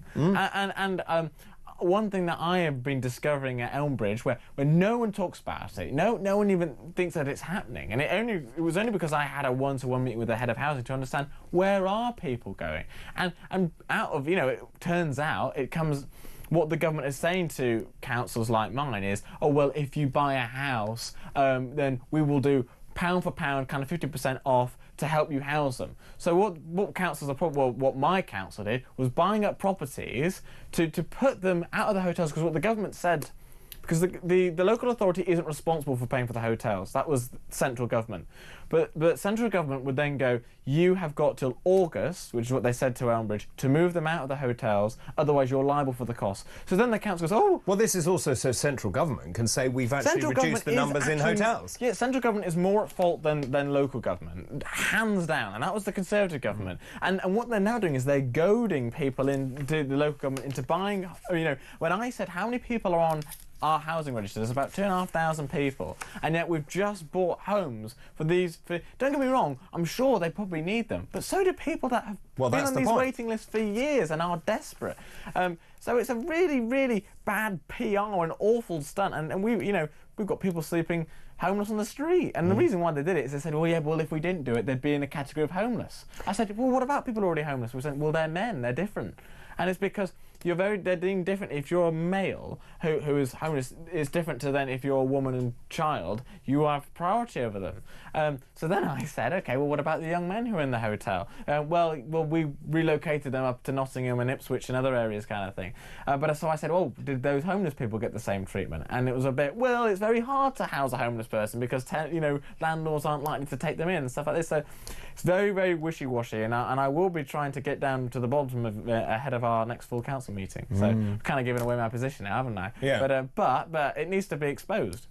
And you're right. So Ipswich, you mentioned there. I happen to know Ipswich very well. 3 hotels full of people who have come here illegally into this country, and it's decimated the town centre. Yes. And people are not talking about where they're going. It's just like the Homes for Ukrainians. People thought this was a great scheme. Lots of people took them in because there was a bit of an incentive to do it. But after 6 months, they said, OK, well, what happens now? And they handed them kind of to the council. It was like, what do I do? It's so short-sighted, and I doubt all the people in these hotels will be going back. Let's put it that way. So this is basically a migration expert, Frank Furedi, Executive Director of the MCC Brussels think tank, said the truth is the UK has become a soft touch. When you compare it to other European nations, Britain has given up on taking control of its borders seriously. Why do you think they're crossing the channel? Well, because there's an incentive, isn't there? Of course. Because when you go to another European country, they're not looked after to the same degree. No, it's not the case. If Syria or Afghanistan was where France was, then you think, well, like I said, no, Sure. That makes sense. But they've come through the whole of Europe. They're travelling through lots of European countries to get here. Yeah. Because we've got a beacon on this island that's saying you can have whatever you want, kind of thing. So yeah, I mean, turn it off and maybe they'll stop coming. Yeah. Good morning, David. Sadiq Khan can hardly ever give a straight answer. I'm still gobsmacked by those clips. And when questioned by Susan Hall, he was no less than arrogant. Keep all of those messages coming in, please. Also, I'm asking, is it a day of celebration or is it a day of mourning for the UK? I'm talking about Donald Trump, of course, the inauguration on Monday. We will continue with all of this after the break. Keep those calls coming in, 0344 499 1000. Text the word talk in your message to 87222. After the break, we've got all the latest sporting headlines. I know we're going to be talking about tennis, all sorts of other stuff. Tom Clayton will join me after this break.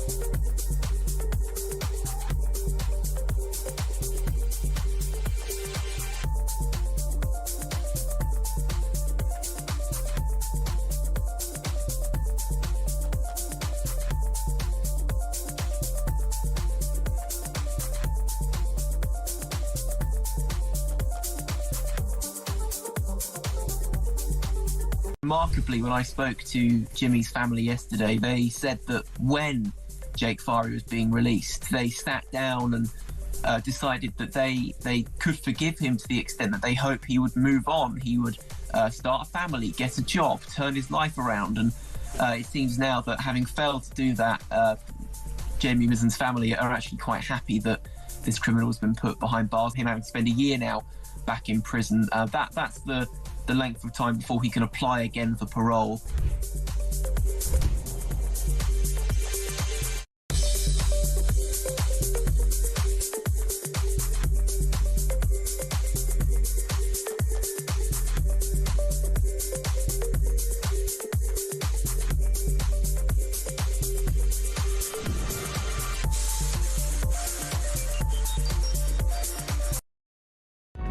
Across the UK, on DAB+, on YouTube, on the app, on your mobile, the home of common sense.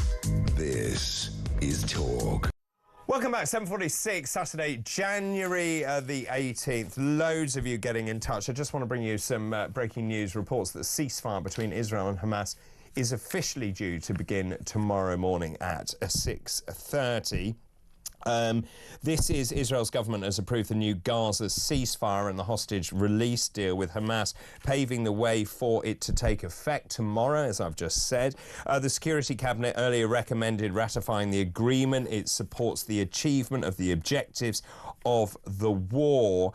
The deal is complicated. My understanding is that under the deal, 33 Israeli hostages still held by Hamas in Gaza after 15 months of conflict will be exchanged for hundreds of Palestinian prisoners in Israeli jails during the first phase. That will last 6 weeks. Then Israeli forces will withdraw from densely populated areas of Gaza. Displaced Palestinians will be allowed back to their homes.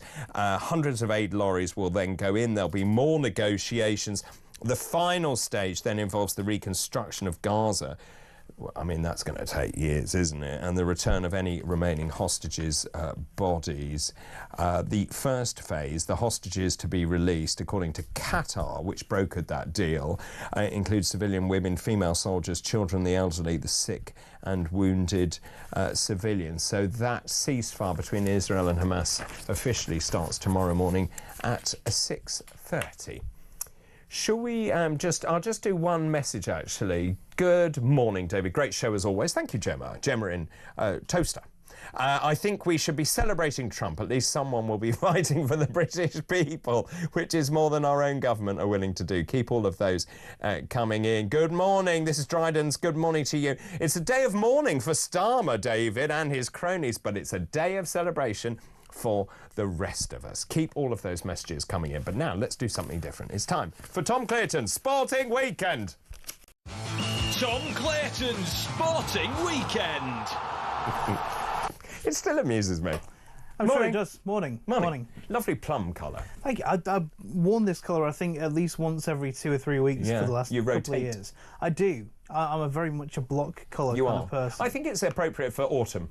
I think so as well. Yes. I think it's also appropriate for winter, spring and summer as well. Yeah, I know you do.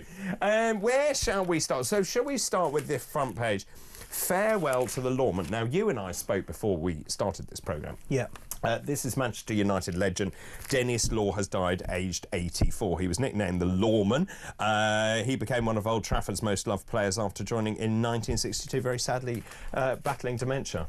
Yeah, and another one of these former footballers who's gone with this horrible, horrible disease with any kind of brain injury, especially when it comes to you know, footballers and everything like that, because there is scientific evidence that suggests that people who used to play in these kind of sports back in the day, when footballs weren't these synthetically made, wonderfully designed things that footballers have nowadays, when they used to be big old sacks of leather with, you know, God knows how many pounds of air in, and they used to be practicing heading with them. It's a brilliant point. I'd forgotten that footballs used to be much heavier. Well, absolutely as well. But that also typifies just how brilliant Dennis Law was with the ball at his feet.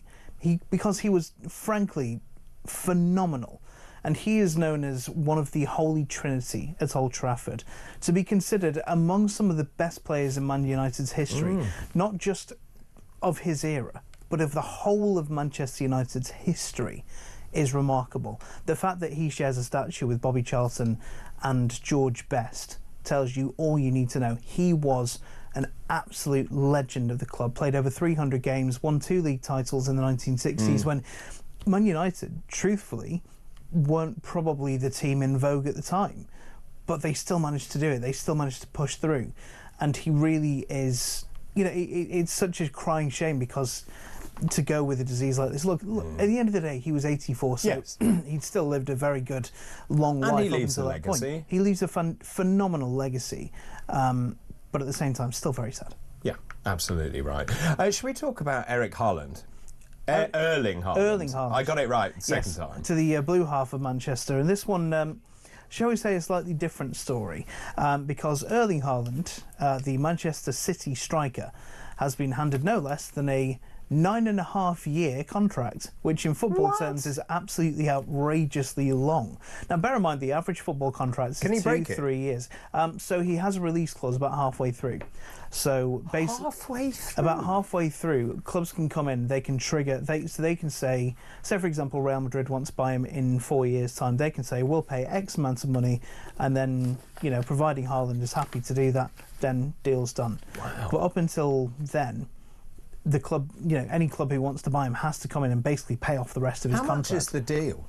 Well, this is the thing, we don't quite know, but it's a significant deal. What's incredible, and I think is fantastic housery by Manchester City, is the fact that at the moment they're in court, currently facing charges of financial misconduct, and there are 115 charges they're facing. So tough reading for them. But then to go with that, the fact that this is a 9.5-year deal, that makes it 115 months. So I don't know if that's the fact that they're facing 115 charges and it's 115 months. Oh yeah. I don't know if that's a bit of housery. When did you have that tangential thought? As I often do when I was laid in bed, sort of struggling to sleep last night before this early start. So did you suddenly go, oh look, both 150? I just thought, I wonder how many months that is. Put it into my phone. I was like, it's 115. Someone's done something here. Either it's very much coincidental and they're just like, well, hang on, maybe. But then at the same time, there's a potential that it might not. And what's the sort of response been to this contract? Well, it's incredible. Everyone's kind of thinking 9.5 years is outrageous because, let's How old is he then? He is in his early 20s. Yeah. I think he's 22. That's a third of his lifetime. Well, let's put it that way. No, I said he looks older than that. He does look older than that. But a lot of these footballers, they do look an awful lot older than they are. But also doesn't help that he was born in Leeds, so that's definitely going to. He was born in jack up the 2000, so he's 25. Oh, so he's 24. 3 years older than me. I mean, he looks like a lot older than me. Well, to be fair, I do look a bit younger there. Yeah, you didn't have a very difficult paper round, did you? Well, you're also not a professional footballer. That is also true. Well, you don't know what I do in my spare time. Well, that's very true. Well, I mean, this is the thing. He is a phenomenal footballer. But the question is how long realistically he's going to stay at that. And the point is they will have made this with what they call a break clause. So they'll have done it for a certain number of years. So they know that they're going to keep him for that certain number of years. But then there is a break. So if he wants to leave, he basically. But 4.5 years will be done with Labour by then. Very good, bring it back to politics. I find that extraordinary that the break clause is 4.5 years or thereabouts. I mean, that's a heck of a lot. Well, that'll be roughly. I don't know whether that'll be exactly on that, but that's sort of the figure that we're roughly being quoted. OK, let's move on to the Australian Open. I have a vested interest in this. The bits of sport that you actually have an interest in. All right. Well, at least I like something. I like watching tennis, and my brother-in-law is there directing the television coverage for the great and the good around the world. Yep, absolutely, and it has been a good tournament so far. It has, but not been exceptional for the Brits. You would say overnight, Emma Raducanu had something of a chastening defeat. It's the second biggest defeat in her career. In fairness, it was. I feel sorry for her. I feel a bit sorry for her as well. But she's my age. Well, we found out. Earlier. I think it was last week. We found out last week that she was going to none other for advice than Luke Littler. Really? The 17-year-old darts phenomenon. What sort of advice? Well, how to drink more beer? Well, how to have a kebab before every match and be successful, I'm sure. But no, I think genuinely it's a case of how do you deal with the limelight.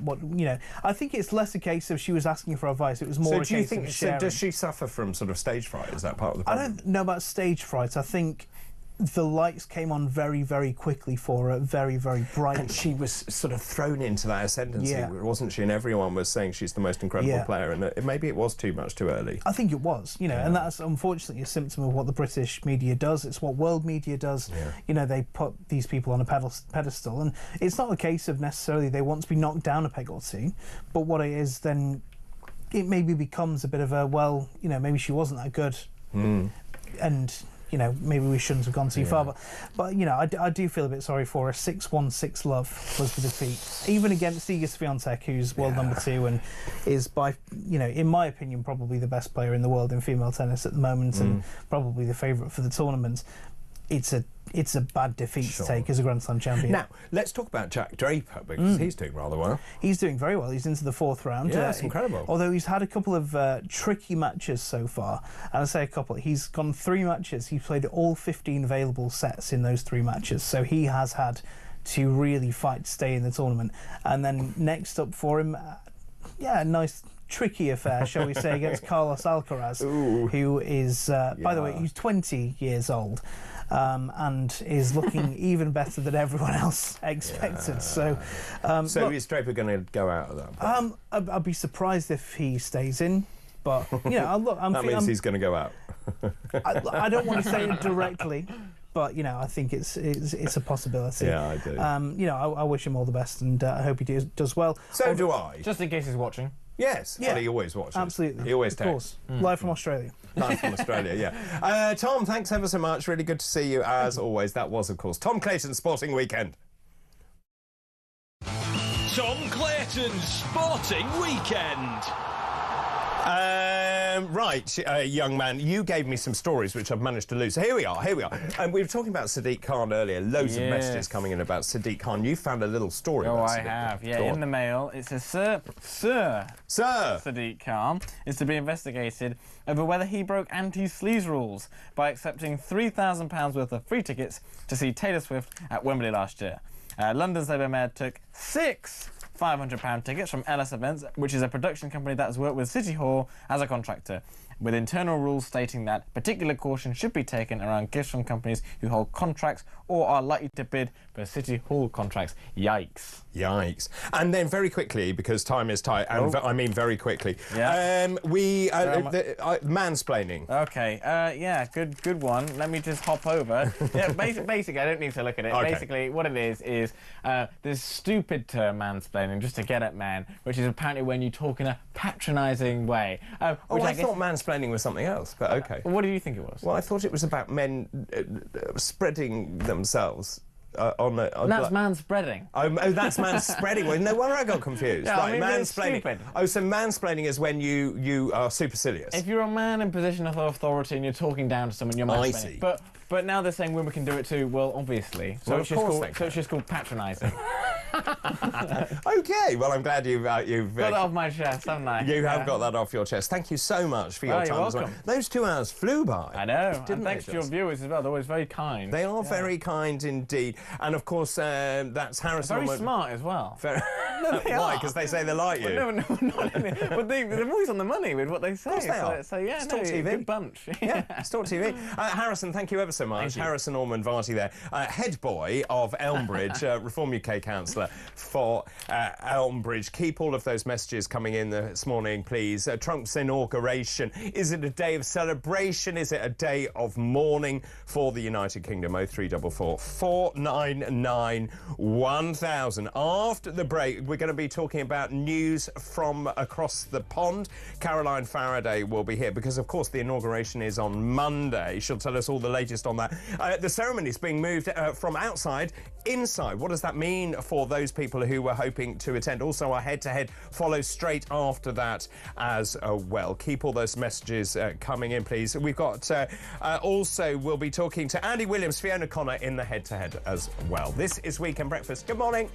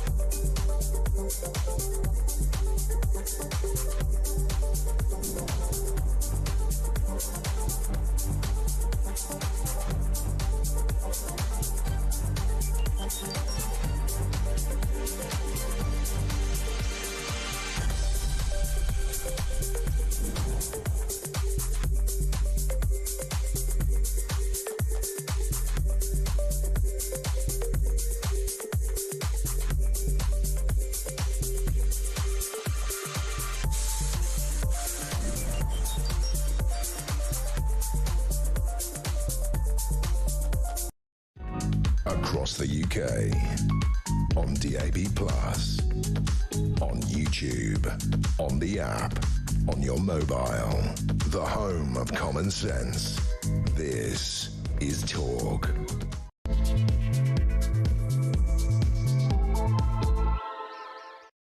A very good morning to you. It's just after 8 o'clock on Saturday, January the 18th. I'm David Bull. A very good morning to you. Thank you very much indeed for joining me this morning. Now it's the weekend, so that means, of course, it's great news.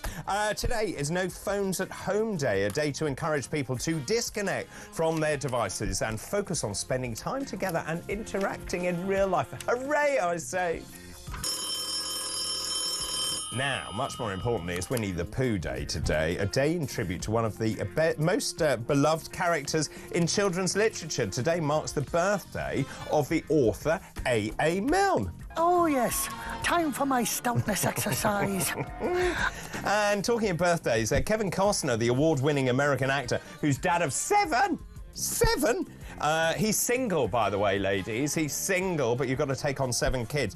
Imagine taking that lot on. He is 70 today. Happy birthday. Happy birthday to you. Right, let's start today's show, shall we? Today's fascinating facts. So today's fascinating facts, some new ones for you this hour. On this day in 1879, the first edition of Boy's Own Paper was published. Wow. The editor was S.O. Beeton. Who was he? Well, he was the husband of Mrs. Beeton, the cookery book writer. I didn't know that. On this day in 1934, the first arrest was made in Britain as a result of issuing pocket radios to police. A Brighton shoplifter was arrested just 15 minutes after stealing 3 coats. Also, talking about birthdays, on this day in 1934, the birth of David Bellamy, if you're old enough to remember who he was. He's an English botanist, television presenter and author. In 1989, Bellamy stated that the profligate demands of humankind are causing far-reaching changes to the atmosphere of planet Earth. But by 2008, he'd changed his views and controversially proclaimed that man-made climate change was poppycock, insisting that climate change was part of a natural cycle. Ooh. And just one more as well. On this day in 2014, UKIP councillor David Sylvester blamed the recent storms and heavy floods across Britain on the government's decision to legalise gay marriage. And those are today's fascinating facts. Well, a very good morning to you. Thank you very much for your company. Weekend Breakfast, 8:05, Saturday, January the 18th. Now, if you are waking up this morning, here are the front pages. Front page of The Times. Labour's tax plans trigger an exodus of millionaires. Well, quelle surprise. It goes on to say a record number of millionaires have left Britain since Starmer came to power. There are growing concerns that Labour's tax plans are exiling international investors and damaging the economy. There is a huge outflow going on. We lost 10,800 millionaires last year. That is a 157% increase on 2023. Residents are leaving. They're going to other European countries like Italy and Switzerland, the United Arab Emirates. Also, 12 billionaires left as well. Non-doms are leaving. 2/3 of them are planning to leave the UK because of the tax changes. Now, it's worth remembering that, again, this is being driven by ideology. Each non-dom paid an average of 800,000 in VAT, about 900,000 in stamp duty, but also no one seems to have factored in the fact that these people run businesses. They employ people.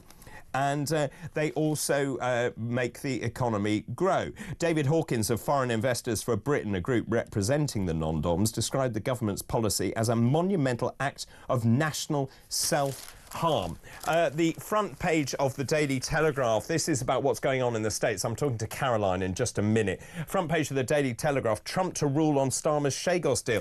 Essentially, Donald Trump coming into power on Monday. The Chagos deal hasn't been pushed through.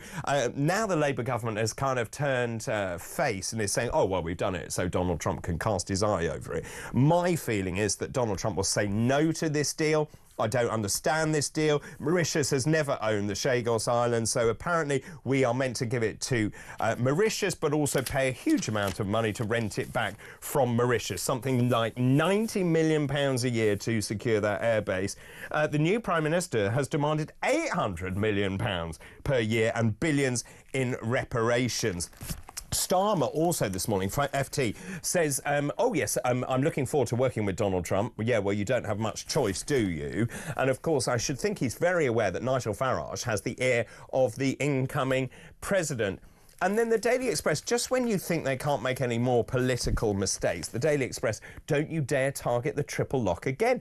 This is a war on pensioners once again from the Conservative Party. This is Kemi Badenoch saying, oh, well, we should look at means testing the triple lock. You know, at the end of the day, everyone has paid in to the system, and I think it gives you a base income, and I think it is right and proper that everyone gets it. And the triple lock is inflation, 2.5% and average earnings, so whichever of those is the highest, which was introduced under a Conservative government. Lots of other big stories this morning. I had Harrison Ormond-Varty with me. Lisa Price, good morning to you.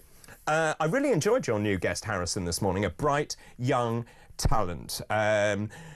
Lots of you getting in touch. I'm asking Trump today, the inauguration on Monday, is it a day of celebration or a day of mourning for the United Kingdom? Let me know your thoughts on that, please. The number 0344 499 1000. You can text the word talk in your message to 87222. You can also message us on X as well. You can send a WhatsApp, you can send a voice note. Just get in touch. But now it's time for Transatlantic Talk. Transatlantic Talk with Caroline Faraday. Yeehaw, Caroline Faraday. Yeehaw to you. Now, most importantly, how are you? Are you safe? How's the house? How's the neighbourhood? Oh, you're very, very kind. It's a very strange, we'll talk about it a little bit more, but it's a very strange time to be here. People do keep saying, are you safe? Yes. I'm very grateful for that. But, like, if everything around you is in the way that it is here, just sort of destroyed and topsy-turvy, and people are so stunned and kind of numb, and it's, yeah. Do you know, I've obviously, as you know, I've got lots of friends over there, and just reading their testimonials and stuff on social media, it makes you realise, and I think seeing it through the eyes of my friends has made it so much more pertinent, like yourself. It's just made it come to life, really, because we sort of just watch some of the news footage and it just washes over you. When you know people, when you know the locations, it's just makes it incredibly real. Yeah, and just everybody knows, you know, even if you go, well, are you safe? Yeah, but my friend's dad or, you know, brother or, you know, like everybody is impacted. There are still about 10,500 people in Los Angeles just without power. So even like small losses, like losing all the food and from your fridge and freezer is a nasty loss, incomparable with losing your entire home, of course. But you know, people are living paycheck to paycheck. You can't afford to lose all the food in your fridge and freezer. You can't afford to have to get food in every night and not restock that and not really know when that's coming on. It's just this very sort of stunned limbo situation here at the moment. Those fires, they are still burning. I mean, obviously there's a lot more smoke and they've got more of a grip of them, and the winds, this is the really important thing, have been really calmed down, so they've been able to get all that air cover and kind of get to them so that the threat to structures and homes. But when you think about it, these communities, big communities, they've not just lost buildings, it's homes, it's schools, it's places of worship, it's your supermarket, it's the entire heart of the community as well that's just disrupted. Like, where are these kids going to school? I was in Santa Barbara this week. There's an amazing non-profit charity they call Project Camp, and they do something as simple as set up a kids' day camp so that the kids who are displaced from their homes, some of them haven't even got homes to go back to, some of them are displaced, maybe staying with family, can just go, play, be with other kids, be out the way of the parents so the parents can make these, I mean, phone call upon phone call to insurance companies and just kind of try and process it and do all the grown-up stuff as well. So just, you know, people are just in limbo. Yeah. Let's move on and talk about something else taking place on the other side of the country. Of course, the inauguration on Monday. I've been asking this morning, is it a day of celebration or a day of mourning for us in the UK? There's no doubt that Trump coming into power will have significant implications for the United Kingdom. Just talk us through this. It's really, it's quite a thing, isn't it? There's a lot of events that happen in the inauguration. Of course, he becomes formally the president on Monday. But also, my understanding is they've shifted it from being outside to being inside because of the weather. What does that mean for all those ticket holders who were going to, you know, be part of it outside? Means they'll be quite disappointed because they won't see the swearing in.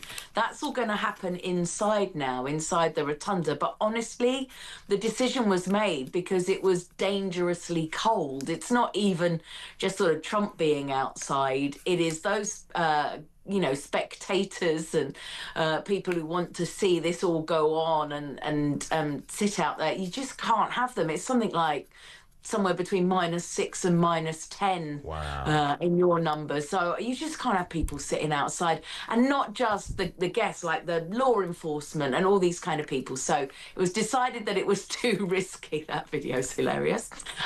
It was decided that it was sort of too risky for him to do that. It's going to be quite interesting. I mean, that's only happened sort of once before, I think, when, you know, in 40 years when Reagan was sworn in. It's a holiday here as well, actually, on Monday. It's Martin Luther King Day, so it's a public holiday. By coincidence, it doesn't always happen that way.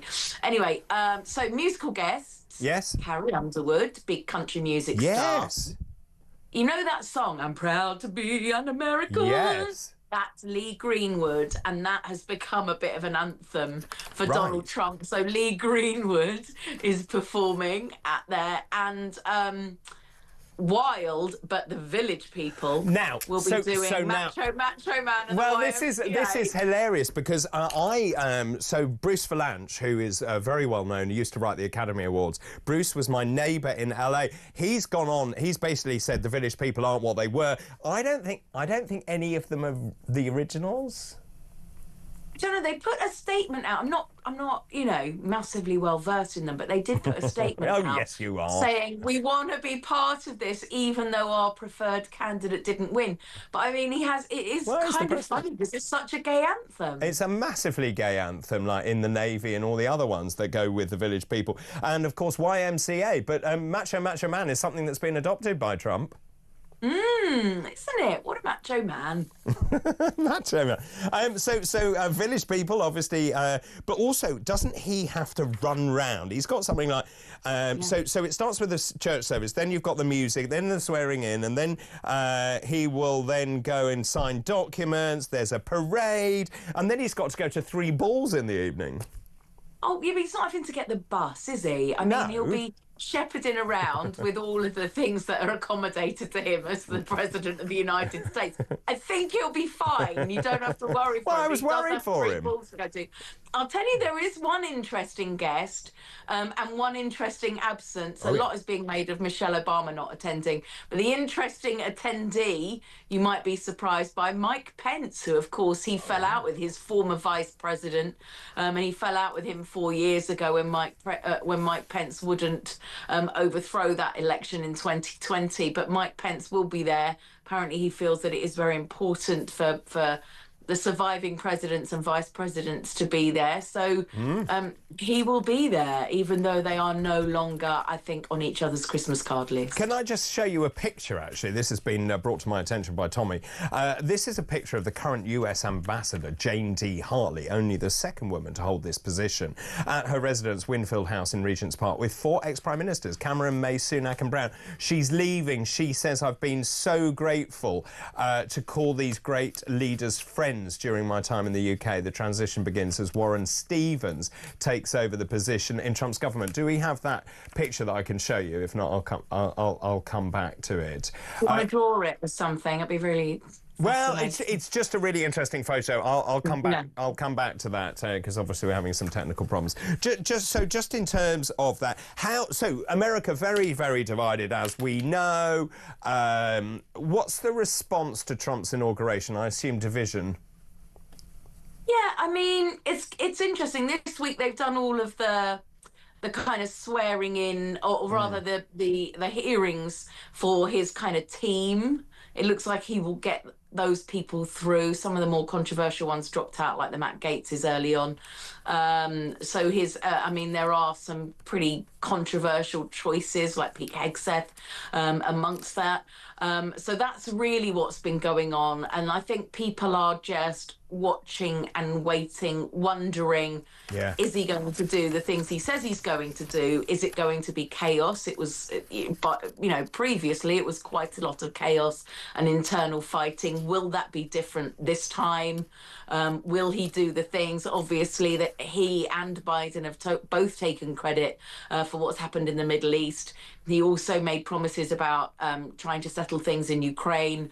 I think people will just be looking and saying how much of this is things that he said to get elected because it's things people want, and how much of this are things that he can really deliver on.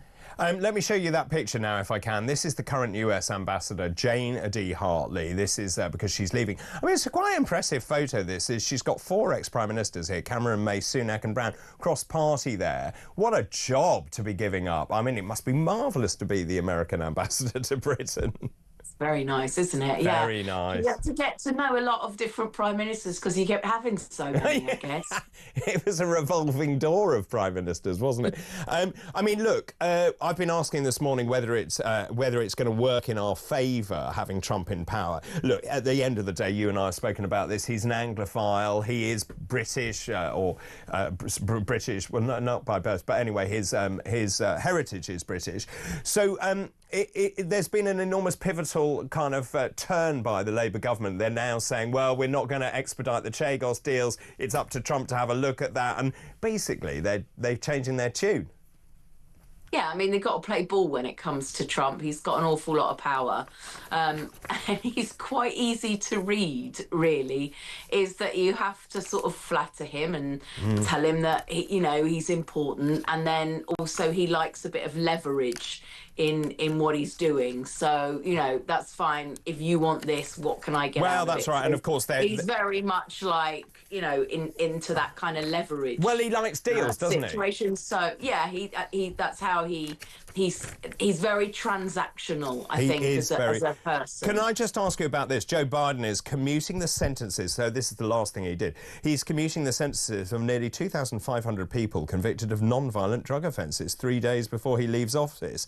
He said the offenders were serving disproportionately long sentences compared to the sentences they would receive today under current law.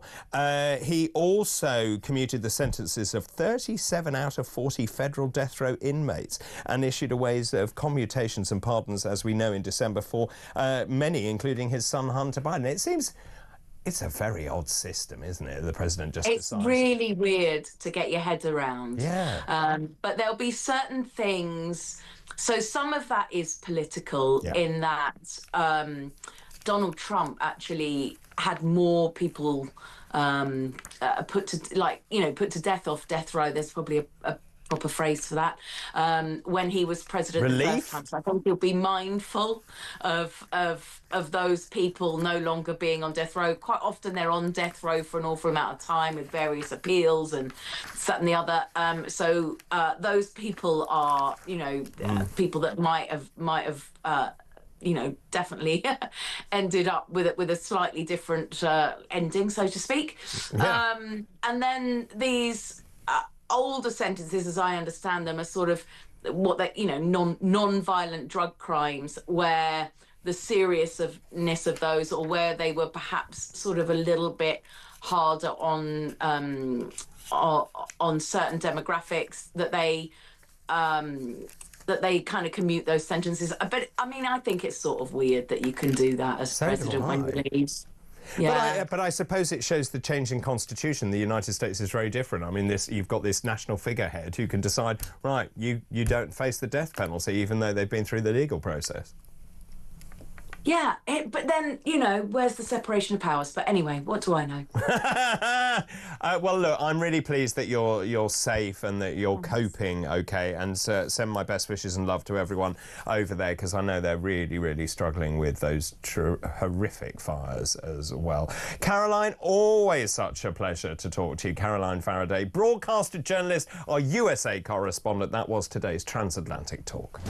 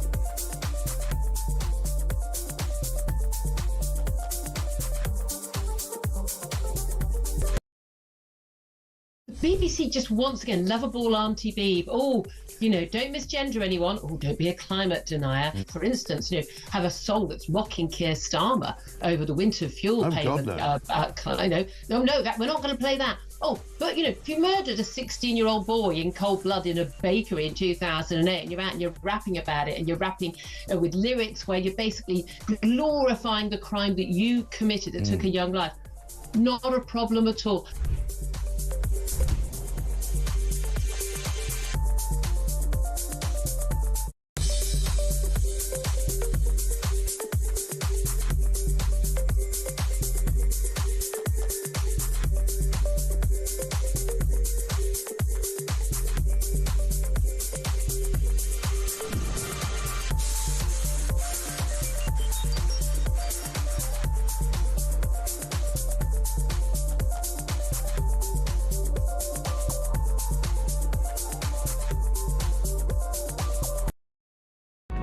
Across the UK, on DAB+, on YouTube, on the app, on your mobile, the home of common sense. This is Talk.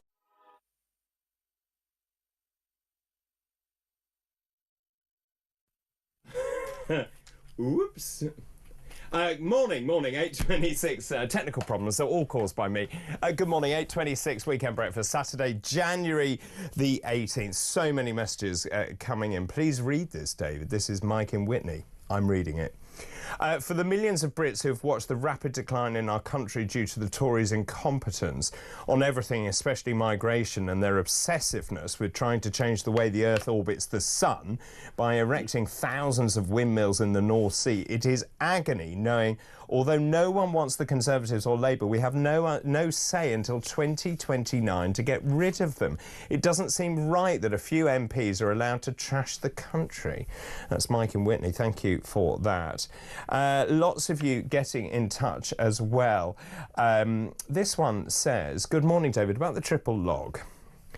Regards Ted. Are you aware the entire civil service and the public service gets this, not just the state pension? It's unaffordable. Lots of other messages coming in because I'm asking this morning, Trump's inauguration, a day of celebration, a day of mourning in the UK. Your thoughts on all of that? I'll tell you what, let me ask our panel because it's now time for Head to Head.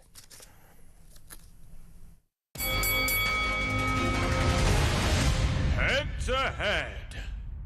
Joining me this morning, Andy Williams, political commentator, and Fiona Connor, Managing Director of Trust Electric Heating. Good morning to the two of you. Good morning. Good morning. How are you? Now, you've travelled down from Yorkshire again. I have, to be with you again. Well, that's very I had a kind good time last time. Did you? Good. I had a great time too.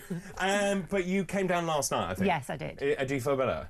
Oh, yes, I feel much better than last time, yes. That was just too crazy. Yeah, it was very, very crazy. Yeah, and Andy, you've travelled from... South East London. Yeah, OK. So, yeah, do you feel better? 15-minute train. Right, OK, very good, very good. Yeah. So can I ask you, let's start with that, because obviously the inauguration in Washington of the new president, America, Caroline was just telling us, America is a very divided country. We know that, but this is a new opportunity. Trump comes into power. I mean, you're a businesswoman. You run an extraordinary company, a turnover of, what, 7 million or thereabouts. How many people do you employ? 52. 52, right? We need to celebrate people like you. Do you see Trump coming into power as something that we should celebrate, or is it a day of mourning? It's quite interesting because our company is on what they call an urban incubator with America at the moment. So I go again in March. And I was quite fascinated when I went over there because I thought they'd be really forward-thinking, they'll be really good at net zero, they'll know. Completely behind, and it's quite overwhelming to look at that country and to see what we can do as innovators over there. What were you most surprised by? I mean, I would agree with you, but the net zero thing, they just think it's a nonsense, don't they? Well, oh. The old government doesn't think it's a nonsense. No, they didn't. They've put a massive fund, the IRA, which that's the name of the fund, against making sure we can do net zero and working with other countries so innovators like us can go and work in other countries. And the interesting thing is, for myself, if I manufactured over there and I manufactured in an area that was, you know, people were poor and I improved employment, they would give me huge tax benefits to move over there. Now, with Trump, it might be different. He doesn't believe in anything to do with net zero, so we'll see, because Elon Musk obviously you don't know if it's a threat or whether it's something to celebrate or whether it's a day of mourning? Well, we will know on Tuesday, probably, won't we? But, and your gut feeling is? My gut feeling is he probably is going to be interested in getting gas back, oil back, reducing the cost, 100%. which actually oil will be good for our economy anyway. I don't think he's going to push net zero like we are in this country. But which many people will applaud. Probably, yeah. But for me, in electric heating, I know. You know, it doesn't matter whether we're doing that or not. But that's Andy. So just in terms of that, do you think it's a day of celebration or a day of mourning? I don't think it's either. Don't you? No. I look. Firstly, I think as a political junkie, inauguration once every 4 years, big spectacle. I'll definitely be watching. It's really interesting kind of theatre. 1:30 apparently our time. Yeah, and it's being held inside because it's so freezing over there. Yeah. We don't know yet is the answer. You know, we've had 4 years of Trump and it was a really mixed bag. But Harrison made a really good point, which is that also for the United Kingdom, when he came into power last time, we were still in the middle of Brexit woes and all the rest of it. So to do a trade deal with us would have been, I mean, we were just like this sort of aberrant child. I mean, I don't think it's particularly likely that any US president is going to do a trade deal with us right now. It's not their priority. No. Trump's priority is obviously going to be he was elected because people in America, by a very slim margin, believe that he would be better for their finances, for their pockets, and that's what he's going to be judged on. I think it's more than that. I think they saw him as someone who would put America first. Yeah, exactly. I agree with that. But I think when he talks about America first, and when people think about America first, there are all sorts of implications. But fundamentally, it's people and it's families going, what's best for me and my wife? And rightly so. But also, that's what is so refreshing to me about Trump is that he is putting people first. Yeah. He is putting the United States first. Don't we need a political leader in this country who decides that actually we need to put the great back into Great Britain? Yes, we do, and people that listen to the people, because they're not listening. There's a massive unrest.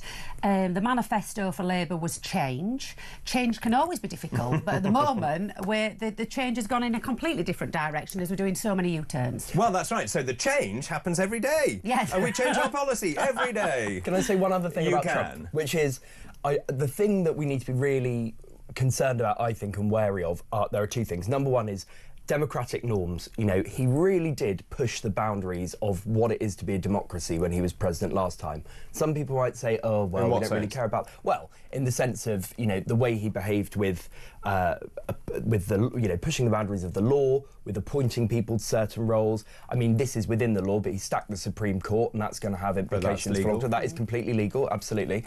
Wouldn't you? Everything with January the 6th. I'd have people on my side. Yeah, but it's going to have significant implications. It already has. Look at Roe v. Wade. I mean, there are women in about 50% of US states now who can't have an abortion if they want to, which I think is a disgrace. The thing I think we need to be really concerned about is what happens in Europe, in Eastern Europe, in Ukraine, because we could see Trump go over the head of Ukraine and do a deal which effectively annexes a massive chunk of that country, and I think that's a massive problem. Is he going to do that? Go over people's heads? Look, he's a deal. He makes deals. I think Trump will make a deal. He's bold, he's driven, he does what he says. That's why the people like it. And whether people wanted to vote for him or not, I think you're completely right, David. People were looking at their gas, you know, what they're paying for gas. It's gone up 60%. So actually, that's something he was going to drive down. So they're looking at their own pockets. But you see, and that's the key. You see, when you've got people in this country who are freezing to death, where you've had the winter fuel allowance removed, where people can't afford their electricity. I phone the electricity company because I want to know why my bill is nearly 500 quid a month. Yeah.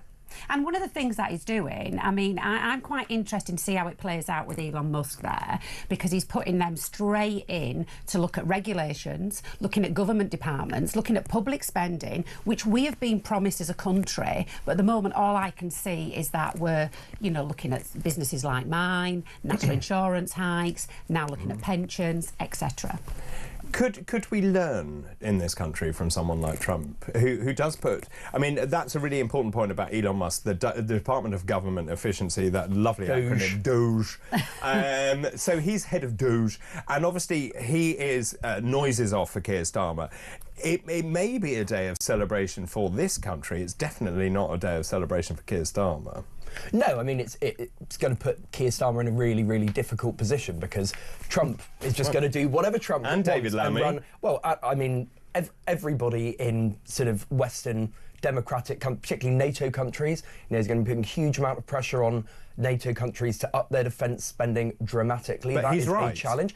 He is right, but then there is a trade-off, which is how we're going to pay for that, and that is not as straight. Well, stop giving all these pay rises to all your union mates. Well, I'm afraid that's not going to touch the sides in terms of the amount of money that Don't Trump we need is to talking about. prioritise defence? I think we do need to prioritise defence, but that if he's talking about up to 5% of GDP, and we're currently spending about 2.5, 2.3, 2.3, so we're going to have to find another 55 to 60 billion pounds a year. It's a hell of a lot of money. I don't think we're the first in line for his ire. I think the other European countries are. Yeah, because in fairness, we have upped our game recently. Yeah.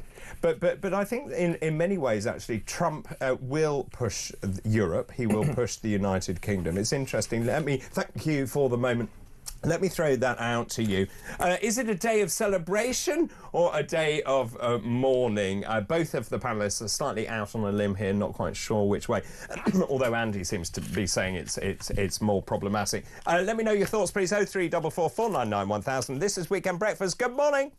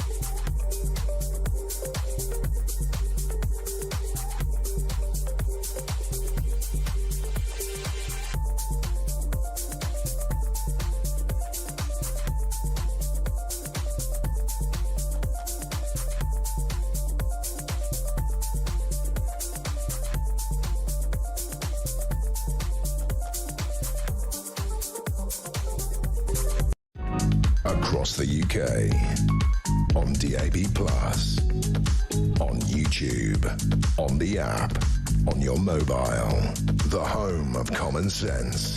This is Talk. Welcome back. We're in the middle of our head-to-head. So many of you getting in contact as well. A day of celebration, says Christine. This is Trump getting into power, the inauguration. Definitely, I cannot wait. Great show as always. I think we should celebrate Trump. This is Gemma Darling. Good morning. At least someone will be fighting for the British people, which is more than our own government are willing to do. That's Gemma. Lots of you getting in touch, actually, saying it is a day of celebration. Let's just talk now about Sadiq Khan. I mentioned this earlier, and I was so gobsmacked when I saw these clips that I want to play this to our two panellists and to get their take on it. Mayor Sadiq Khan, Sir Sadiq, as he likes to be called now, Sir Sadiq, has been accused of stonewalling questions about whether London has a problem with so-called grooming gangs. This is his Conservative rival, Susan Hall, who stood for London Mayor. She made 9 successive attempts at Mayor's Question Time to ask Sir Sadiq whether there were gangs operating. These are the grooming gangs that we're talking about. She said, look, have we got grooming gangs in London or have we not? Are they actually operating across the capital? Sadiq Khan refused to clarify the situation. Anyway, let me show you the clip. Let me show the panellists the clip, and then we'll discuss what it means. Have a look. I asked you this question last week and you found every which way but not to answer it. Just how many grooming gangs have we got in London? Avoiding a misunderstanding, can she define what she means by that? Yes, if you look at what's gone on in Rotherham, where there are people taking young girls, grooming them for sex, that is what I'm talking about. We know in London there are issues about exploitation of young people. But they're not as defined by the member in her definition of what those types of gangs are. So are you saying we haven't got the same sort of gangs that are in Rotherham, Bradford and lots of other places in the country? Just for you misunderstanding, what does she mean by that? You know full well what I mean by that. It's all over the television. You know exactly what I mean by that. These gangs of people that are grooming young girls for sex. Do we actually have those in London? I'm unclear, Chair, what is meant by the question. If she could spell it out, I can answer. I've just spelt it out. Are you not listening? It's the sort of gangs that groom young girls at a young age for sex. Exactly how much clearer do you want me to be? Wow. Also, Alex Wilson, Reform member sitting on the London Assembly, said to Sadiq Khan, right, look, we've got a major problem with knife crime in the capital. We need a cross-party solution here. Essentially, you need to cut the staffing levels of City Hall back to where they were in 2016. We'll take the cash, we'll put that into frontline policing, and we will stop kids dying on the streets of London. What do you think? Let's have a look at that clip.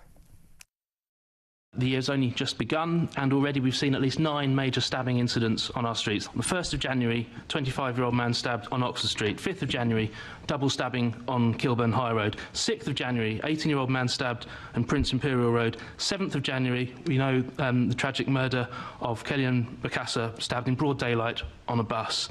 Also, 7th of January, reports of stabbing in Mile End. 11th of January, stabbing and 2 shootings in Homerton. 13th of January, father of 2, Gregory Castillo Volquez, stabbed to death in Haringey.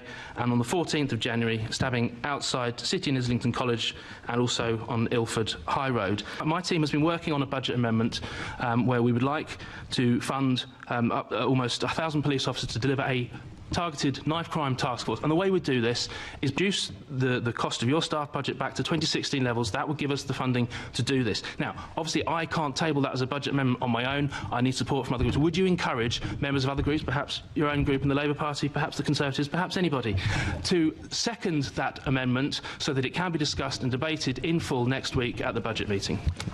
As a rule of thumb, I never encourage anyone to work with reform. Fiona. Well, I just don't understand why you can't give a straight answer. I just, you know, I mean, if we look at the Rotherham scandal, it was the worst thing that's happened to this country in the last century. You know, there's been avoidance and finger-pointing about that, so... But he was pushing her to say Pakistani grooming gangs, which is factually correct. She didn't do that. Now, maybe she should have done that, but the contempt in which he held the other Assembly members there is transparent. Alex Wilson also mentions, look, kids are dying on the streets of London. He is the Mayor of London. Yeah. And I mean, you need straight answers, you need safety, the public needs to know what's going to be happening. I just don't know really what was wrong with him when I was watching that clip. So, look, this is a tricky one because I think, well, yeah, because the direct question was how many grooming gangs are operating in London. Now, he should have said, I don't know, because that is the honest answer. You don't know, I don't know, we don't know. We don't have the data. He should have said, we know this has been a massive problem nationwide. We know for a fact because, and by the way, this is where, you know, might be a slight departure from your listeners here. We have had 10 inquiries already. We've had 1 nationwide inquiry, and I think we've had 9 local inquiries. So we've had all of these recommendations, a lot of work and a lot of money and a lot of time and thought and effort has gone in to... But we don't have the answers. To defining the problem. No, we don't. And when I talk about defining the problem, what but anyway, we know... just answer Sadiq Khan. Well, I think he should have said, we don't know. And I don't think he should have said... I think he was trying to make a political point about, well, what do you mean? But, you know, say what you mean, say what you mean. Well, it was obvious what she meant, wasn't it? Yeah, but and that's why I'm saying he should have said, we don't know, we know it's a massive problem, and we will do everything we can to try and tackle this. But on the policing point, I think that's a really important point, not just on knife crime, but generally. The police have a lot to answer for with this grooming gang scandal. They weren't doing their job properly. And I think as much as we should probably be putting more resourcing into policing, we also need a better police force. And they really did not do their job on the grooming gangs. So you're basically absolving Sadiq Khan of any responsibility there, because surely what he should have said is it's the interest to stop kids dying on our streets, and correct, and we need to do that, and the cross-party support would be welcome. Yeah, I agree, and that is what he should have said, and I think he was too dismissive, but I also think, you know, this is not Sadiq Khan's fault. Let's just be really, really, really clear about this. Well, I think it is, actually. The grooming gang scandal. I think the failure of people, senior officials to get to grips with things. He's in charge of the Met. Ultimately, he's in charge of the Met. He's in charge of the Met, and the Met hasn't been working for a very long time, going back way before Sadiq Khan was Mayor of London. Fiona. But if you're in charge of something... Yeah, the buck this is stops with mine. you. Yeah, but if you're in charge of something, if somebody asked me a question, even if I didn't have the answer, I would say, right, we haven't got the answer at the moment, we haven't got the data, and data is crucial for this. Data is crucial. However, this is what we're going to do. These are the steps that we are taking, because that gives the public confidence. We have no strategy, we've nothing in place, kids are dying on the street. Yes, he should have really answered that, and then he should have said, and this is what we're going to do. And the grooming, the grooming gangs, we need, it's all right having all these local, you know, discussions about, we need a statutory inquiry. That is what we need. We need to know exactly what's going to be happening, because we need to have a plan so this doesn't happen again, and we need to learn lessons from it as well. So I agree with that. I'm not against another inquiry, although we have had them. I'm not against it. However, the concern I have with another inquiry is that it's yet another excuse to kick the can down the road. I agree. And there are 20 recommendations sitting on... It was sitting on... actually, I think it came out when Liz Truss was Prime Minister, so it sat on multiple Prime Ministers' desks. None of them have done anything about it. And this reminds me a little bit, although it's much more serious, of the post office scandal, where it was going on for years, nobody paid attention, and suddenly everyone goes, oh, maybe we should take some action now. But so I think, yes, another inquiry, but action too. But I think actually the government is being pushed. When you look at Labour MPs like Dan Carden, the MP for Liverpool Walton, Andy Burnham calling for an inquiry. Look, there is a sense in this country that actually we're not being told the truth, that these grooming gangs are operating, you are right, in that those local inquiries have taken place, but they do not have the police powers to actually force people to give evidence. And that is the difference. And that is why you need a statutory inquiry. I want to know, and people watching this programme want to know, what do you know? How many of these gangs are operating? What has been hidden from the public? And why didn't the police actually intervene? And is it political correctness? Because I think it is. Well, I think it is, because I think I can't point fingers at anybody until I know the truth. And at the moment, there's a lot of finger pointing, and the only way we'll know the truth is if we have that inquiry. And then we learn the lessons, because the problem we've got, even if we pass it on everybody's table, like you've said, and it's on everybody's table, that is to do with the way that they organise the government at the moment. Yeah, so let's do that. Let's have that inquiry. Yeah. Let's, by the way, not do what Nigel Farage says and say we need to wrap it up in 9 months, because why put an arbitrary timeline on it? It might take longer than 9 months. And the other thing, speaking of Nigel Farage and speaking of the truth, is he says nobody was covering this, the mainstream media failed. I was talking about this in 2012. Well, in 2011, The Times ran a massive investigation with a front page saying revealed grooming gang scandal. They made it clear that it was largely Pakistani men who were involved. So this has been in the public domain and on the front pages for 14 years. So let's just be clear that there's not been some massive media conspiracy, which is what, frankly, some people within the Reform Party are saying. Well, and I have to go to a break here. I mean, and at the same time, Yvette Cooper has announced plans for a nationwide review. Still no national inquiry. I think that's out of kilter with what the public want. We will talk more about that. Also, I want to talk about police forces and courts collecting less data. Criminals' ethnicity is being covered up. Apparently, this is because they are worried about being called racist. We'll discuss that after this break.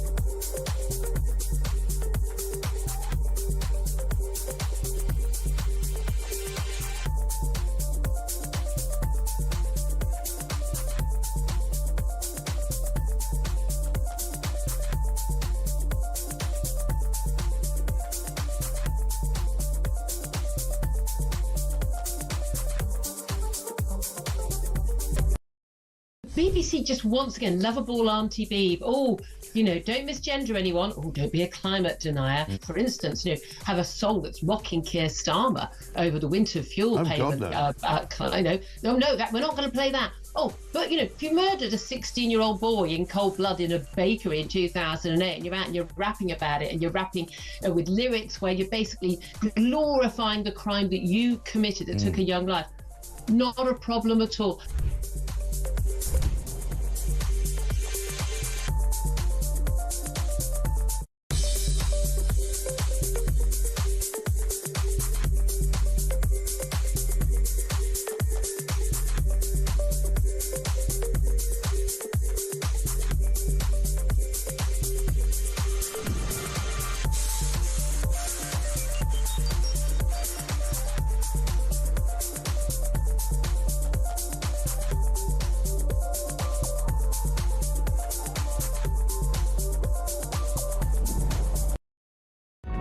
Across the UK, on DAB+, on YouTube, on the app, on your mobile, the home of common sense.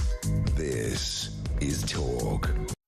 Welcome back, 8:52, Saturday, January the 18th. We're in the middle of our head-to-head this morning. Andy Williams, political commentator, Fiona Connor, who's come all the way from Yorkshire, managing director of Trust Electric Heating, so you know where to go if you need some heating.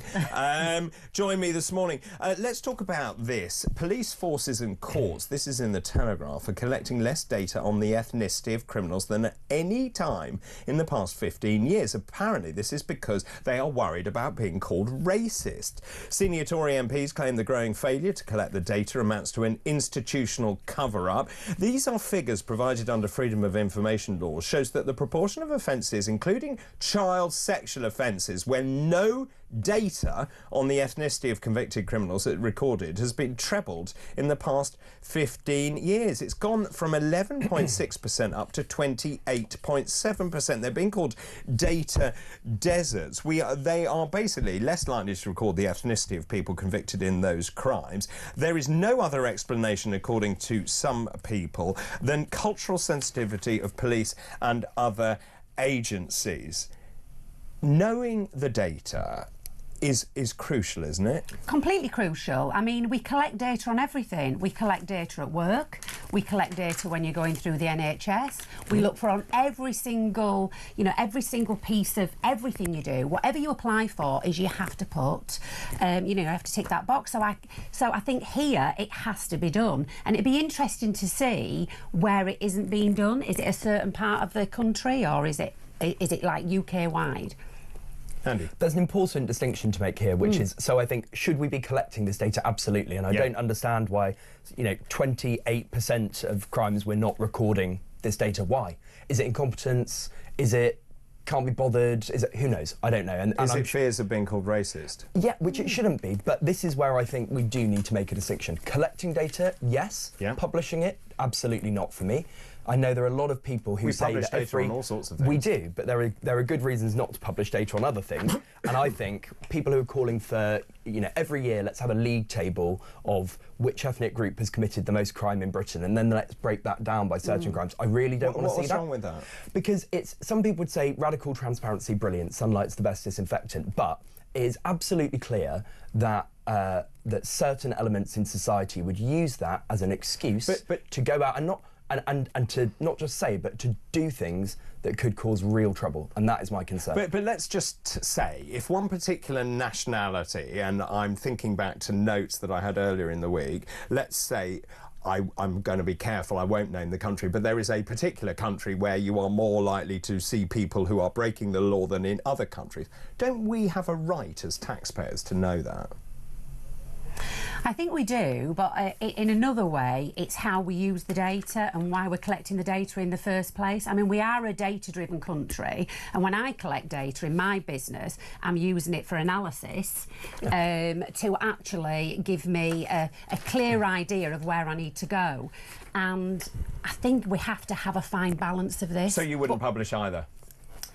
I think it's the way we publish. I think the way we publish things in this country has to be correct when you're dealing with race, especially. I think it's sensitive data, and that's why you need to be careful of it. So when you say, David, I think taxpayers have a right to know. My response to you would be why? Why do taxpayers? Because I'm paying for the police.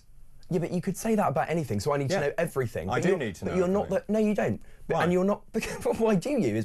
Because I'm a taxpayer. You're not the police. So the police need the data because if they know that X nationality are more likely to commit armed robbery, they can adjust the way they operate to deal with that. Data collection for the sake of data collection is hopeless. You need to have action on the back of the data collection. Exactly. So therefore, but this goes back to the immigration issue. This is what people are so exercised about, is there are legions of people coming into this country who abide by different principles to those which are cultural norms in this country. So how would the public knowing that because make a positive contribution? Because you say it's all about action on the back of having data. Yes. I don't want the public to be taking action on the back of this data. I want the police to be taking action. Yeah, but by public actually having pressure on governments will react. I think the public needs to know as a taxpayer, and I would want to know as a taxpayer, that the police are doing the job right. So if I'm asked, this is part of my role, that I have to collect this data, I want to know that you are collecting that data. How we use the data, that needs to be discussed. Sadly, we're out of time. I just want to ask you very quickly, front page of the Times, Labour's tax plans trigger exodus of millionaires. Has Labour got this right? I actually, as a business, 1% of 1% of our sort of like millionaires in the country give £75 billion to the economy. What I would be asking is, when they talk about that, what is the strategy if half of them go? What is the whole going to look like? Yeah. And that is what we need to What think is the about. strategy? What do you think? I don't think the strategy is clear at the moment, and I think we need to celebrate private business and successful people and wealthy people. They obviously have to pay their way. I think they do. I think they more than pay their way. The only thing I would say in relation to this story is that it's about 2024. Labour only came into government halfway through that year, and the budget only happened 62 days before the end of the year. So to say it's the budget that caused all these people to leave is not the case. The most frightening thing is we still have to wait and see, don't we? Well, what fun we have ahead. Yeah. Thank you very much to both of you, to Andy Williams, political commentator, Fiona Connor, Managing Director of Trust Electric Heating. That was today's head-to-head. Right, keep all your messages coming in. I'm asking this morning, Trump's inauguration, is it a day of celebration or a day of mourning? Good morning, Doctor, says Mark in Birmingham. Good morning to you. It's a celebration. If we had Trump's policies over here, just like the US, the UK could be great again. Good morning, David. This is Murray in Whittam. Oh, Whittam in Essex. Great show as always. Thank you very much. Khan was trying his very best with Susan Hall to mention Pakistani or Muslim so he could play the race card against her. There is no other way to spin that. Lisa Price, good morning to you. Khan thinks he is untouchable, and unfortunately, it seems that he is. Right, we'll take a break. After the break, I'm going to be talking about the economy. We grew by 0.1%. That's less than the 0.2% that was expected. Also, what's happening to interest rates? We'll take some of your calls as well. Justin Urquhart Stewart, everyone's favourite economist, will be joining me after this break. Don't go anywhere. Good morning.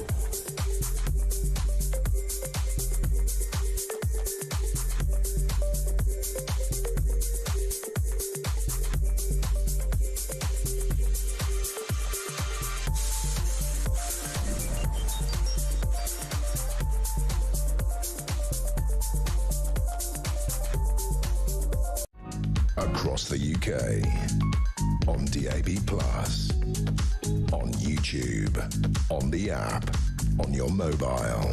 The home of common sense. This is Talk.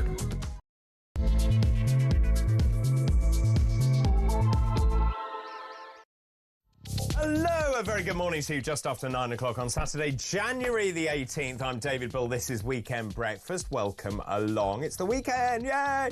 That means great news for you this morning. It's no phones at home day. Yeah, that's you told. It's a day to encourage people to disconnect from their devices and actually focus on spending time together and interacting in real life. What? Yes.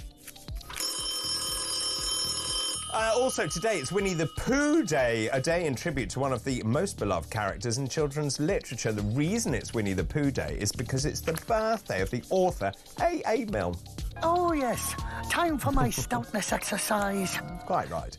And talking of birthdays, Kevin Costner, he's an award-winning American actor, dad of seven.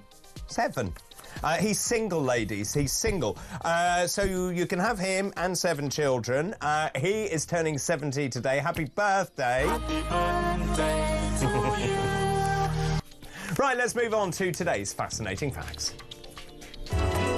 Today's fascinating facts. Oh, so many to choose from. On this day in 1486, after 30 years of civil war, the royal houses of Lancaster and York were united by the marriage of Henry VII to Elizabeth of York, the eldest daughter of Edward IV.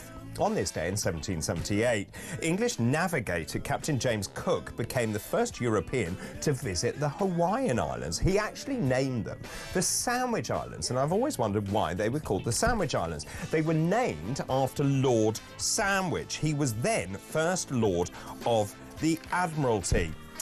On this day in 1936, the death aged 70 of the British author Rudyard Kipling. He was actually born in India. His notable works include The Jungle Book, Kim, Rikki Tikki Tavi, and The Just So Stories. I'll do one more. David Bellamy, if you remember him, I remember him very vividly from my childhood. In 1934, he was born.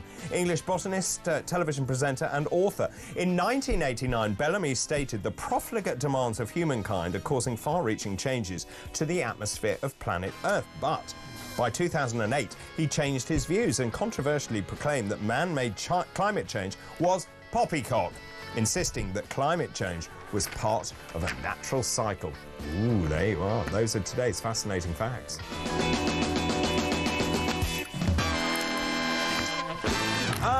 Very good morning, very good morning. If you are just joining us this morning, more terrible news for Rachel Reeves. The Times, Labour's tax plans trigger an exodus of millionaires. That's right, everyone's scarpering. The numbers are extraordinary. A record number of millionaires have left Britain since Starmer came to power. People are worried about Labour's tax plan. This is about non-doms and the crackdown on non-dom residents. We lost 10,800 millionaires last year. That's up 157%. They're going to other countries, aren't they? They're going to Italy, to Switzerland, the UAE as well. Essentially, the non-doms found that 2/3 are planning to leave the UK because of the punitive tax regime. It's worth remembering that non-doms, and this is the politics of envy as far as I can see in its ideology, they contribute enormously to this country, and crucially, they don't take from public services. So it's all give loads of money to the country and don't take anything in return. But Labour doesn't want them in the country, so the Treasury believes that they will raise 2.5 billion, but it looks like we're going to lose far more money because they're all scarpering and going elsewhere. David Hawkins of Foreign Investors for Britain is a group representing the non-doms, described the government's policy as a monumental act of national self-harm. Front page of the Daily Telegraph, I welcome this enormously. Trump to rule on Starmer's Chagos deal. So Starmer didn't push through the deal on the Chagos Islands, apparently, where we have to give it to Mauritius for no apparent reason, and then we have to pay millions of pounds to lease it back for no apparent reason. And Trump not very happy about all of this. Now Trump is going to rule on it. There are issues of national security over there. Starmer is spinning this to say actually it was their decision not to make sure that deal went through. It wasn't, actually. And the FT this morning, Starmer touts Trump relationship. Oh, yeah, we're going to get on tremendously well, according to Keir Starmer. I doubt it. And the Daily Express. Not content with causing enough trouble, don't you dare target the triple lock again. Front page of the Daily Express. Starmer and Badenoch have both been told they will never be forgiven if they mess with pensioners. And quite rightly, too. Let's take a call. Tarquin is in London. Good morning. Good morning. Morning. When we go out nuts, David. Very good, David Bellamy. Yes. Yes. He was great, wasn't he? Guapo we go out. He was GW, wasn't he? Guapo. He was brilliant, though, and he, did all this, didn't he? And he showed you the little plots. Yeah. He's good. He was brilliant. You see, that's when I think those... It's amazing, isn't it, that personalities like him shine through from 1934 when he was born all the way to this day. He I mean, when I was growing up, he captivated us with the enthusiasm. He really did. And you compare him with the really sort of rather dull, what's his face? His name escapes me. I've got Alzheimer's. Who's what's his face? Attenborough. David Attenborough. Rather sort of sanctimonious, parsimonious bore that he was. Well, he's also made a lot of money, so he's doing something right. Oh, yeah, but David, like you say, David, he had this sort of earthiness to him too, didn't he? It was totally credible. That's a really interesting point. So, David Attenborough sits on high on a cloud surveying the scene, I think, and David Bellamy was in amongst the undergrowth. He was in amongst the quaffling, wasn't he? He was, but anyway, that's not why you called, I don't think. Yeah, no, to Trump, I think it is a stupendously marvellous day in the history of Western civilization, in that this gentleman, love him or hate him, and a lot of people hate him too, he actually saved us, Great Britain, from being Little Britain, diminishing and circling the toilet bowl very quickly. And I think we don't owe him it. We owe the... How did he save us? The MAGA people. We owe them a massive... So sorry, how did he save us? Well, he is a maverick. He's not part of the real 1% establishment. He's a bit of a maverick. He doesn't really do the Davos thing, so he's kind of a persona non grata. What's going to be great is to watch him unravel Schwab and Davos and Starmer and all this sort of stuff, and obviously try and help us get the reform stroke, true patriots back in here where we should have been. I don't know how we managed to get him infiltrated and boot us all out, but we're coming back now, David, aren't we? What do you make of this, Starmer? I mean, the way the government is playing this is really quite extraordinary. Starmer saying, oh, yes, look, we're getting on tremendously well. I welcome Donald Trump being in power. It's the last thing they want. Well, the thing is, though, Donald Trump, he is quite, one of your contributors said earlier on, I think, he's got a very good memory, like an elephant. He won't forget that Lammy called him a quote-unquote neo-Nazi sympathiser. Sociopath. Mandelson called him a white supremacist, a racist.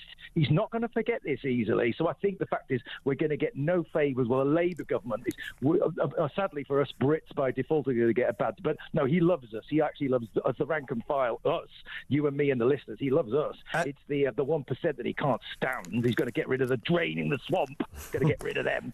What? So you've got loads of very interesting dynamics. Elon Musk commenting on British policy from his power of Twitter or X. You've got a problem for Keir Starmer is going to be Nigel Farage and their relationship. Even though, I mean, it's interesting because, of course, Musk said that Nigel Farage wasn't fit to lead Reform UK. He's another maverick, actually. He shoots from the hip. He is. The thing is, though, we have various forces on what the academics would call the right of politics. I don't really like this right and left thing anymore. I think we're post-right and left myself. But let's just so other people understand what I'm going to say next, is that there are disparate forces on the right. They do need to coalesce, because otherwise it's going to make the left, as it did last time round with Starmer. They got in by default, not because they were marvellous, because they were the only organised political party left, really, of any size, and that's why they won the seats.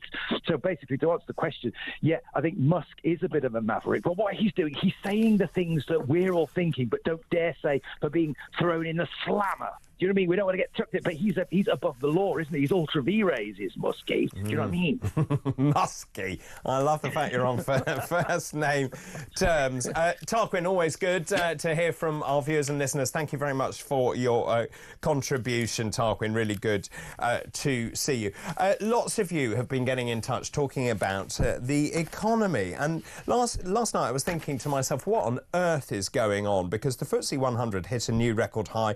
Traders ramped up bets on interest rate cuts. We were being told there wouldn't be interest rate cuts. Now they're saying there will be interest rate cuts as retail sales declined unexpectedly. So terrible news, which meant that they're changing their bets. The stock market was up 1%. This is yesterday to 8,474. So now they're saying there will be interest rate cuts. The economy has grown by 0.1%, but it is less, depending on which paper you read. The way they're reporting that is it's less than 0.2%, which was predicted, so therefore the economy is failing. I could have told you that. And the question is, where are we headed, and what message does that send to the Chancellor? Oh, by the way, there's another story that Rachel Reeves says, I won't let them get me down, because she's very, very sad. Rachel Reeves, very sad. Justin Urquhart-Stewart, economist to the stars, joins me this morning, but no cat. Good morning. No cat, no. Good morning, David. Good to see you. Oh, Betsy? Betsy cat? Is it Betsy? No, Betty cat. I'm on a boat, and I'm afraid she's not very good at sailing. Oh, very good.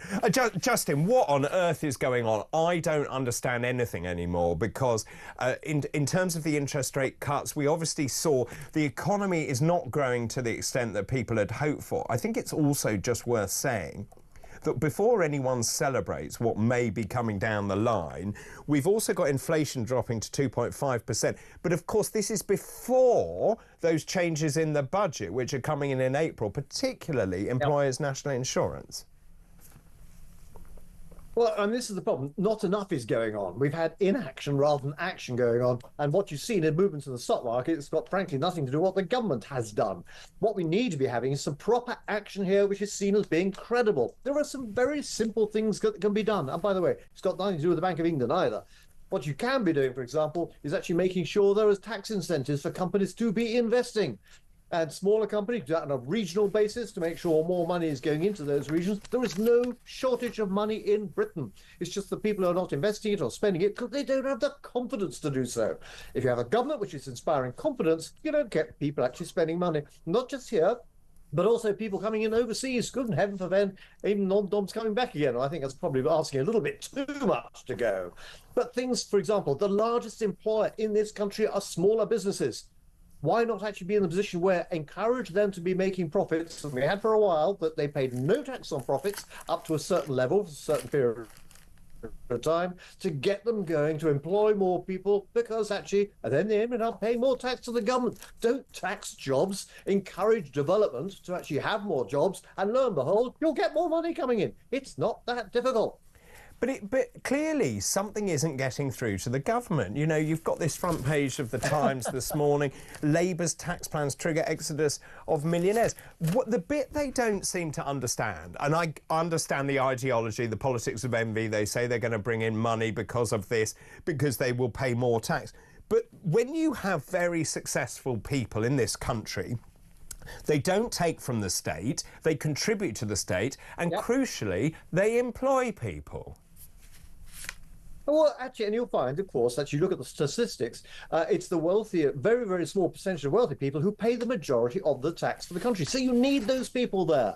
It's not saying, actually, well, let's actually just go and get everybody to pay more tax. No, get in a position where you encourage those people who are going to be paying that tax and reward them for it, for heaven's sake. If you're feeling, actually, that they're being hard done by, there are rewards you can do which are actually very cost-effective, such as, why not giving a discount on inheritance tax later on? That doesn't affect them because they would have passed off by that stage, passed on. But you make sure it is something that people want to participate in. They're encouraging and helping to grow the economy and to be seen to be doing the right thing. Not seen to be actually greedy capitalists, actually just taking the money and running. Most people are actually in a position with that, where starting a business, actually put up their own risks, their property, everything to get it going. Encourage those people to do so, and then encourage this happen on a regional basis, so those areas who have got very good technology spawn out new businesses, they get going, and our dear chums in America come and take them away and take them off to California. We could be actually having more of that investment in Britain here, and actually then creating more money coming in. Why? Because they want to invest in them. So actually you're making Britain attractive to be investing in, not actually sitting there whinging about it. Can I ask you then just about interest rates? There are many people watching this morning coming to the end of a fixed rate deal, just very worried about what to do. Do you go on to a variable rate? I know you can't give advice on that.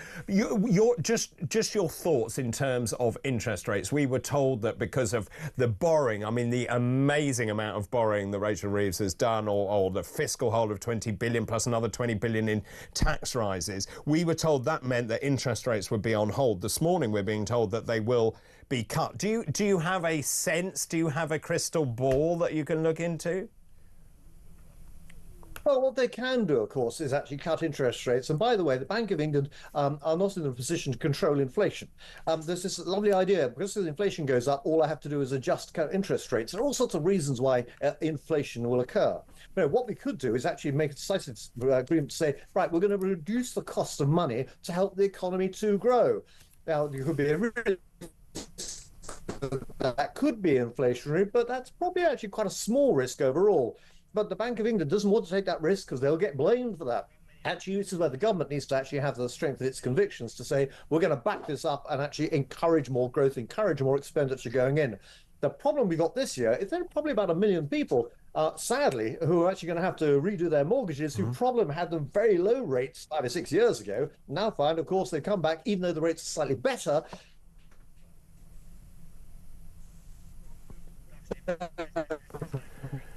Well, we lost Justin there. Justin Urquhart-Stewart there on a boat in Thailand in red braces. Make of that what you will. So there are a number of other economic stories this morning. Simon Wolfson, who I know quite well, who's the boss of Next, actually, he says the tax changes announced in the budget will make it harder for people to enter the workforce, according to Simon. He says that essentially the government needs to change tack. It needs to stagger tax changes over time, because essentially the employer's national insurance is going to hit those paid at a lower rate. And he's saying that they, as a company, can't afford then to take on more junior workers, and that is going to be a major problem. Also, another story this morning, Rachel Reeves vowed, I'm not going to let them get me down. She fought back against calls for her to resign over Labour's economic turmoil. We saw that the FTSE climbing, inflation has come down slightly, but interest rates, it remains to be seen what happens to interest rates. The economy grew by 0.1%, lower than predicted, which was 0.2%. Your thoughts on the economy. Also, your thoughts on Rachel Reeves. Is she up to the job? Let me know your thoughts on that. And also, Donald Trump, his inauguration on Monday. Is this a day of celebration, or is it a day of national mourning for the United Kingdom? Let me know. 0344 499 1000. Text the word talk in your message to 87222. You can message us on X as well. Send a voice note as well. I'm really keen to get some more calls this morning. Tarquin's one was absolutely brilliant. Do get in touch, please. We'll take some calls after this break. And then, of course, we also have all the latest showbiz news. I wonder who would be perfect for that. Steve Denyer. That's all still to come. It's Weekend Breakfast.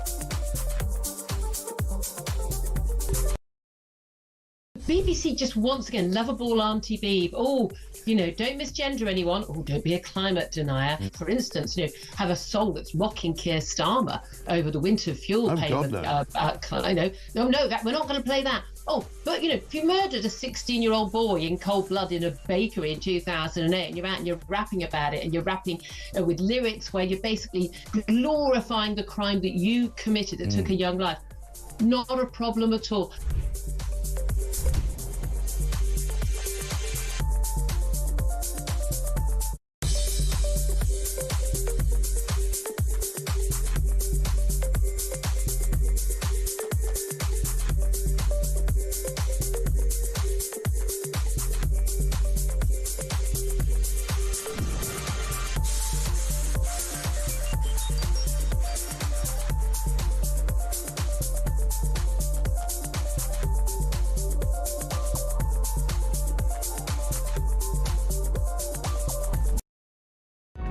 Across the UK, on DAB+, on YouTube, on the app, on your mobile, the home of common sense. This is Talk. Welcome back, 9:24, Saturday. 9:24 already, where's the time gone? Thanks ever so much for your company this morning. You're talking to Justin Urquhart-Stewart, economist. I don't know anyone who goes to Thailand and wears red braces, but obviously Justin does. Also, loads of you getting in touch. I'm asking this morning, we have the inauguration of Trump on Monday. Is it a day of celebration or a day of mourning for the United Kingdom? Interesting, front page of the Daily Telegraph this morning. Look who's going to the inauguration party. If you can't see who that is, it's Liz Truss. She's over there. Nigel Farage is over there. Where's Keir Starmer? Not there.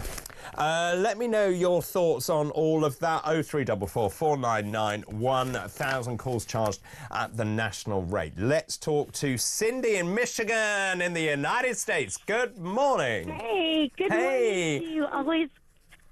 How are you? Howdy. I'm doing really good, David. Thank you, and always good to see you. And lovely to talk to you. Thank you. And I want to say, you know, it's going to be a day of ecstatic joy, love, everything good under the moon. What is the thing that you... I mean, I was talking to Caroline Faraday earlier. Of course, in America, a very divided country. You have the Republican heartlands, the centre ground, and then you've got the Democratic bi-coastal areas of the United States. What is it that you're most excited about with the Trump presidency? Is it he's going to put America first? He's going to frack? He's going to sort out world wars? What is the thing that is driving you? Oh, where do I start? You know, I would say number one is going to be safety, as far as, you know, fixing illegal immigration. Right now, it's way out of control, more out of control than it's ever been, David. I don't feel safe. That's interesting. And you feel that Trump, I mean, obviously there was that great maxim from him, build the wall.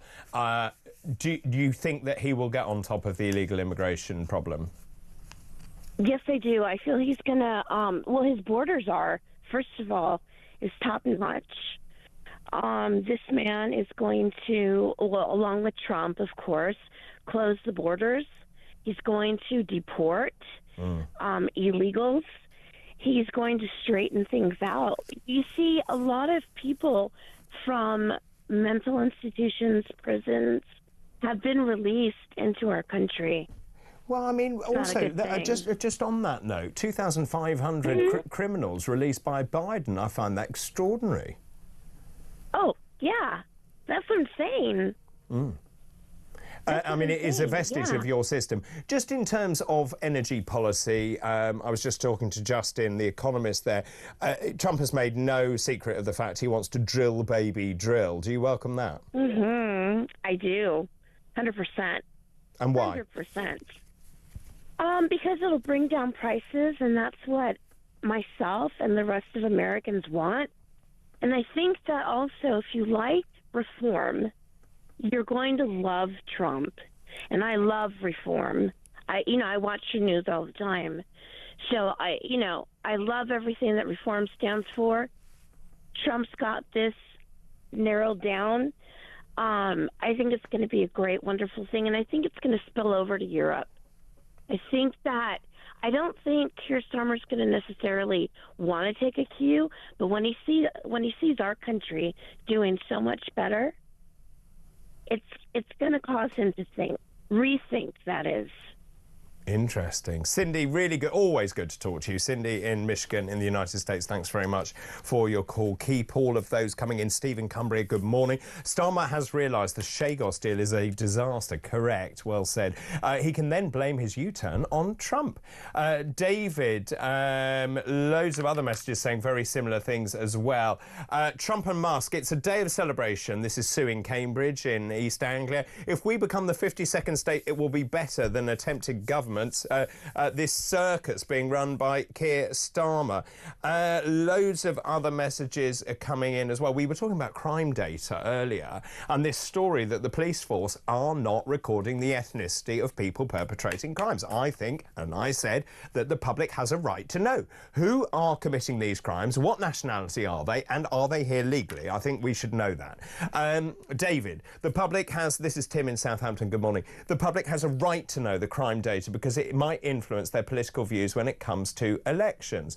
Good morning, David. Phil from Hamilton here. Great show, thank you. The country is being run by people who dislike the people of this country and our traditions.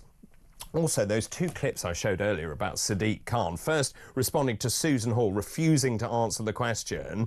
I mean, it is gobsmacking. And then, of course, Alex Wilson, who is the Reform member on the London Assembly, saying knife crime is a major problem in this country, in London, and we need to have a cross-party solution. You get rid of all these people that you've employed in City Hall. We'll then get frontline officers. We'll work together across parties.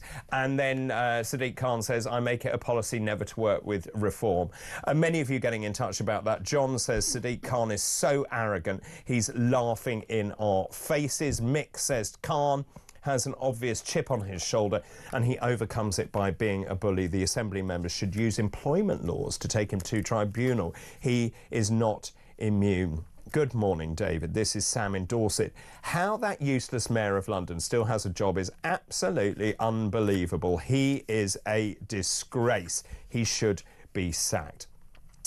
Margaret in Tunisia, good morning to you.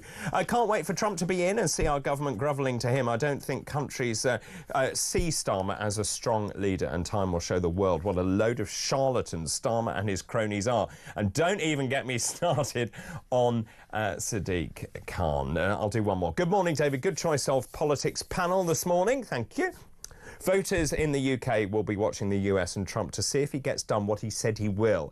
As a no political establishment figure, because we have the politicians here that refuse to listen, so if he does get stuff done, voters here will be more inclined to give Reform a chance to do the same. Keep all of those messages coming in, but now it's time for something rather different. It's time for Denya's Delights. Steve Denya's Entertainment News Roundup.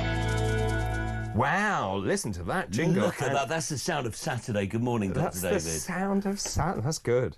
Thank you. Did you spend a lot of time thinking of that up? I did. Many minutes. That's a lovely velour jacket. Thank you very much. I might wear it actually one week. Would you like me to bring it in? I think then you'd look like your ident. Yes, okay. Yeah. I've actually got a blue one as well, so maybe I should bring that in. Well, yeah. And I bought a black one, but it hasn't arrived okay, yet. Well, so, that's your entire wardrobe. That's the whole month. So how are you? I'm really good, thank you. Good. We had a great week this week. We've had loads of really great performers in, performing at Virgin Radio. We had David Gray. You remember Babylon. I do. Those songs from White Ladder. He released his new album yesterday, and he came in and did a live show on Thursday night, and he performed on Chris Evans' show yesterday. And then the other day, we had the Lumineers came in. They did the song Ho Hey. Brilliant acoustic set, like really good live music. I don't know who they are. I bet as soon as you hear the song, you'll be like, that one. I'm not singing though. Oh, go on, sing it. No. Why not? Moving on. Yes, moving on. So it's been very busy over Virgin Radio, which is all about 3 metres that way. Exactly, yeah. And a very busy time of year. You know, we'll get on to a big Oscar-worthy movie in a moment, but obviously we're knee-deep in the awards season. This morning, all eyes on the Oscars. So the Sun reporting. So when is the Oscars? The Oscars supposed to be on March the 2nd, okay? Right. In Hollywood. big, you know, the Academy Awards is huge, isn't Massive. it? Stephen King, this morning, we find out from The Sun, has joined the Voices saying it can't go ahead. He said, you know, you've got to look at what's going on in Hollywood, in surrounding areas. You know, the fires and the winds seem to have calmed, but the problem is when you've got massive stars like, you know, Billy Crystal, Anthony Hopkins has lost his home, Jeff Bridges, they've all lost homes in fires. The movie directors are, everyone is displaced. Now, there's no actual kind of comment on this at the moment. What they're doing is they've kicked the can along the road. So the nominations were supposed to be revealed yesterday. They've been pushed back to next week. However, people can still vote, so they haven't closed the voting. So all eyes on what's going to happen. It's a funny one, that, isn't it? Because surely, in many ways, I can argue both ways, that obviously it's been affected horrifically, and Caroline was talking about that, and just the fact that the fires are still burning. Yes. But at the same time, you could argue, well, it's important that we, as British people, we would keep calm and carry on. Yes, and what you could do, if it does go ahead, you could make it a special fundraising evening.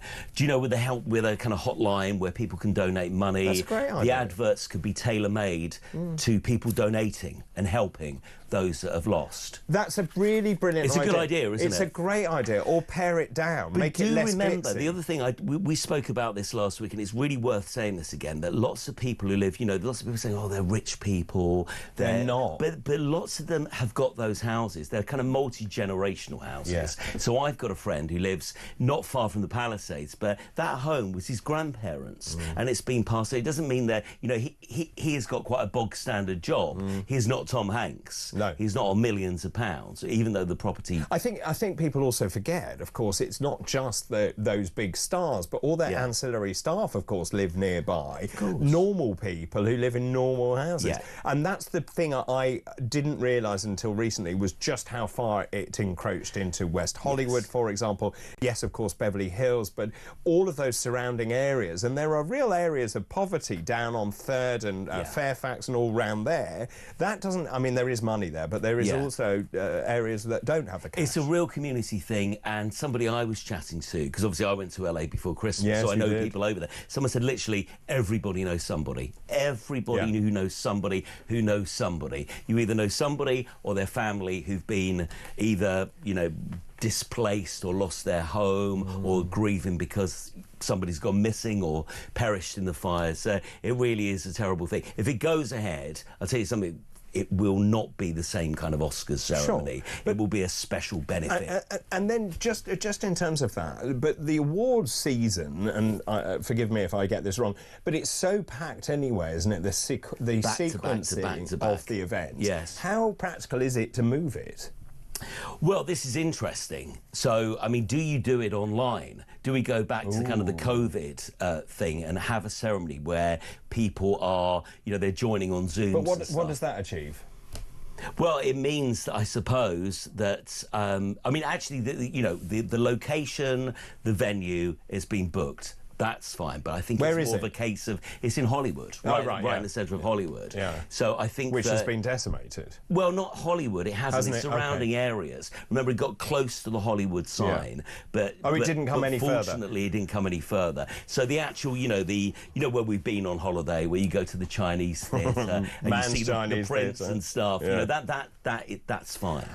That's fine. It's a case of taste, isn't it? Yes, and also, is it light relief? I don't know. I mean, there's an argument on both sides, I think. But lots of people are saying, you know, it's bad taste. Do it later on this year, while people are still kind of fighting for accommodation. Lots of people haven't got their homes, have they? No. So how many people can actually turn up? I think it's more a case of taste and decency and being appropriate. I mean, but March the 2nd is still the date that it's down to happen. Right. And we'll find out next week if the nominations will be announced. Well, you can come on next week and I'd love to. Yes, tell us. Conclave is supposed to be a big movie. Ralph Fiennes. Oh, yeah. Amelia Perez starring Selena Gomez, about a Mexican lawyer. That's supposed to be also very good. That's on Netflix. So watch this space. Watch this space. Steve, we have to go to a break. Okay. After the break, Steve returns with the rest of today's entertainment news. Don't go anywhere. This is Weekend Breakfast. Good morning.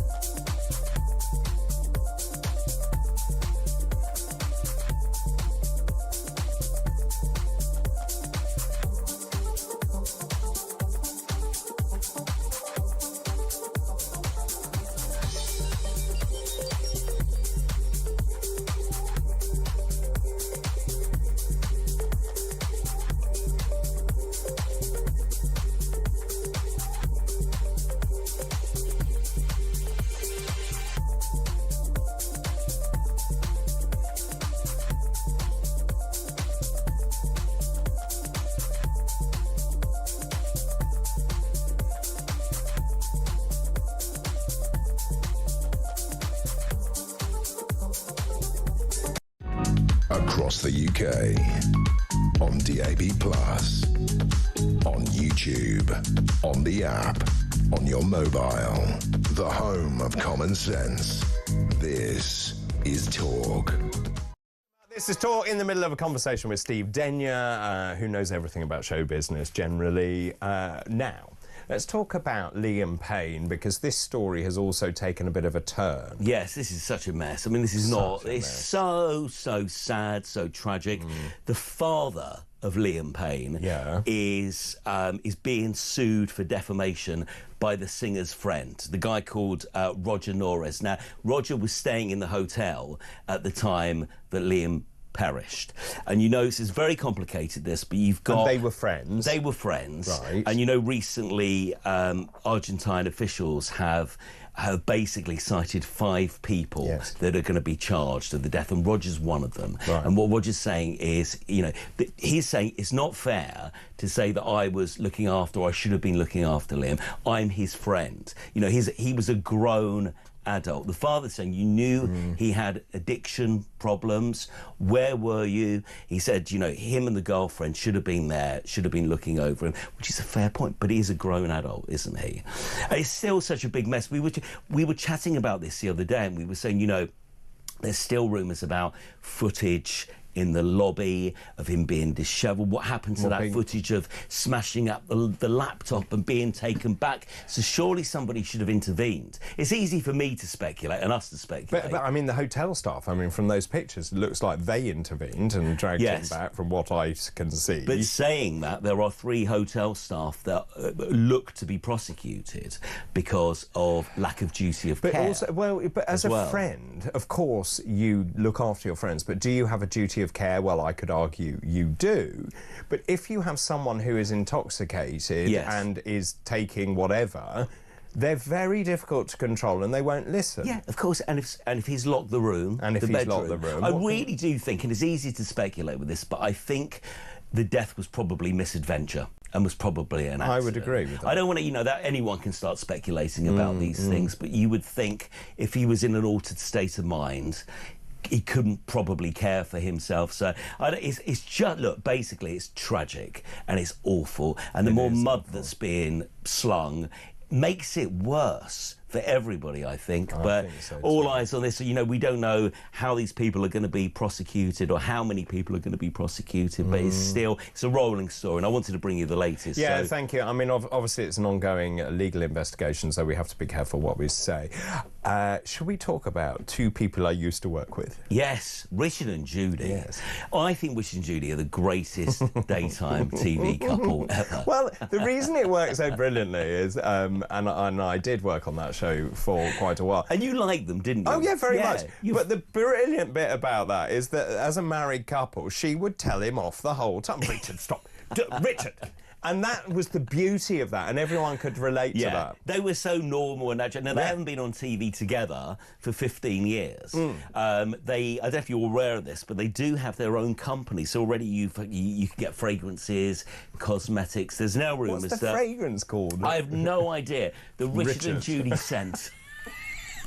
Glamour by Richard and Judy. Yeah, showbiz. Yeah. This morning with Richard and Judy. So now, and of course, Book Club. That was they nicked that idea, didn't they, from the States? Huge, but did very well. Huge thing here, and that was 20 years ago. Yeah. Apparently, they've now they're thinking about going into underwear, Richard and Judy underwear, which is slightly obscene, isn't it? Do you remember that moment where? Was it the TV or the Battery Awards here? Richard and Judy underwear. Remember Judy went on stage and her top came Yeah, I do remember. And it was someone ran up and... John Leslie, wasn't it? Of all people, ran up to put Judy back in her dress. I'd completely forgotten that. It's one of the greatest TV moments. Seriously, YouTube it if you're feeling brave. But yes, they could soon launch their own line of underwear. Who's going to go into a shop and say, I want some Judy pants? I might do for a laugh. Well, yeah. But which shop do you go into? I imagine, knowing Richard, they'd be slim briefs. Yeah, probably. It's funny because he's still around, isn't he? Still doing lots. I can't get my head out of Judy leaking out of her top. But anyway, but they're more supportive. They're nice people, are they? Yeah, they are very, very. I enjoyed it very much indeed. It was great. God, was it really 20 years ago I did that? Yeah. 15 years ago since they were last on telly together. This Morning started in 1988. It was in Liverpool, do you remember? The guy on the map. And then it came down to London. And I just think back then that was such a great show. Well, I mean, when I worked on it, it was on Channel 4, and it was made. It was in South London somewhere, and it was on every day. Yeah. It was amazing. Oh dear me. No one's been able to kind of recreate that era. No. You know, like you said, that chemistry, you can't fake that. Well, I think This Morning is the closest, isn't it? That relationship and seeing people every day. That's kind of what made that. But sorry, I've now got this in my head that I'm going to buy some. Stop thinking of Judy in her underwear. Moving on. Richard's pants.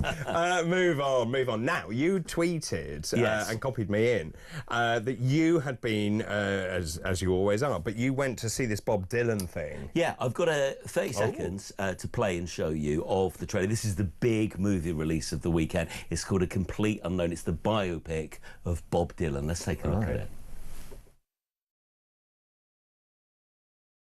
200 people in that room, and each one wants me to be somebody else. How do you sing, then? I put myself in another place. But I'm a stranger there. How does it feel to be on your own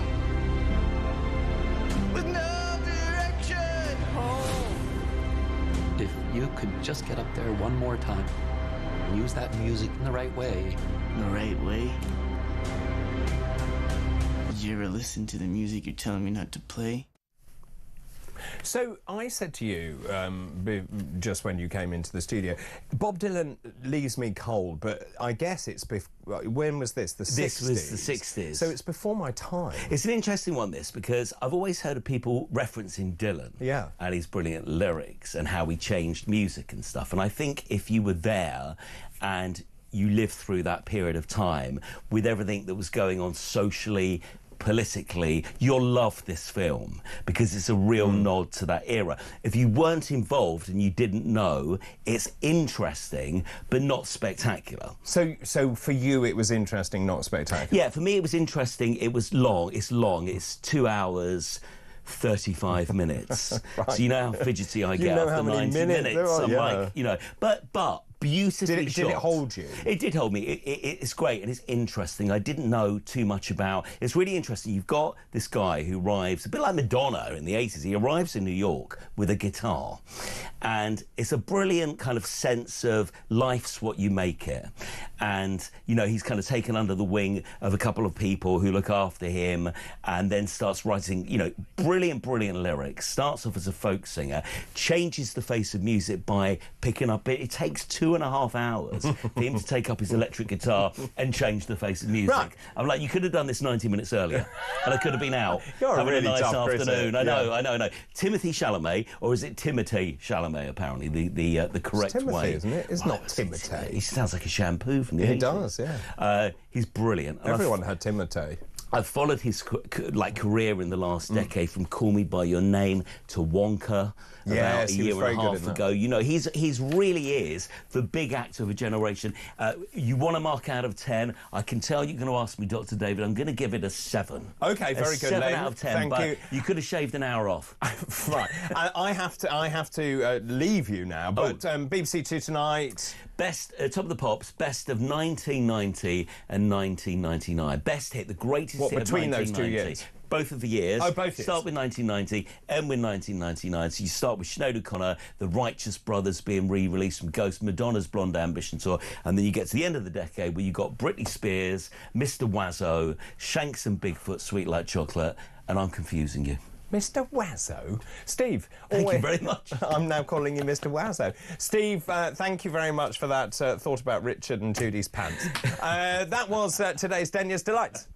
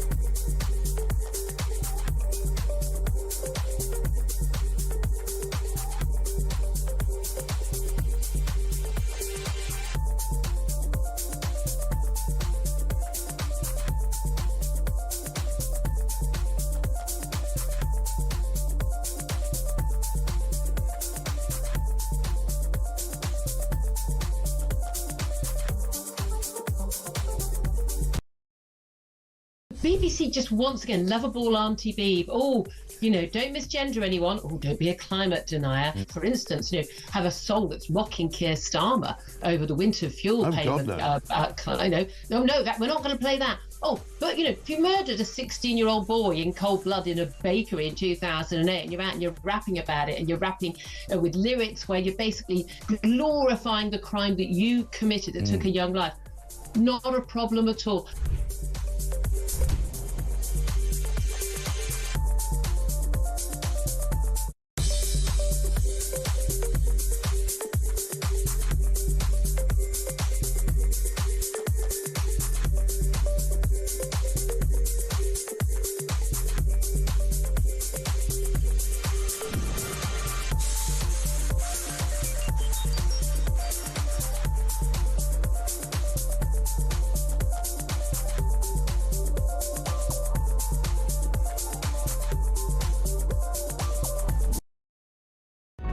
Across the UK, on DAB+, on YouTube, on the app, on your mobile, the home of common sense. This is Talk. Welcome back. Weekend Breakfast, 9:52 already. Thanks ever so much for your message. I'm still traumatised by the idea of Rich and Judy in their underwear. Anyway, that was Denya's Delights with Steve Denya, who's always fantastic.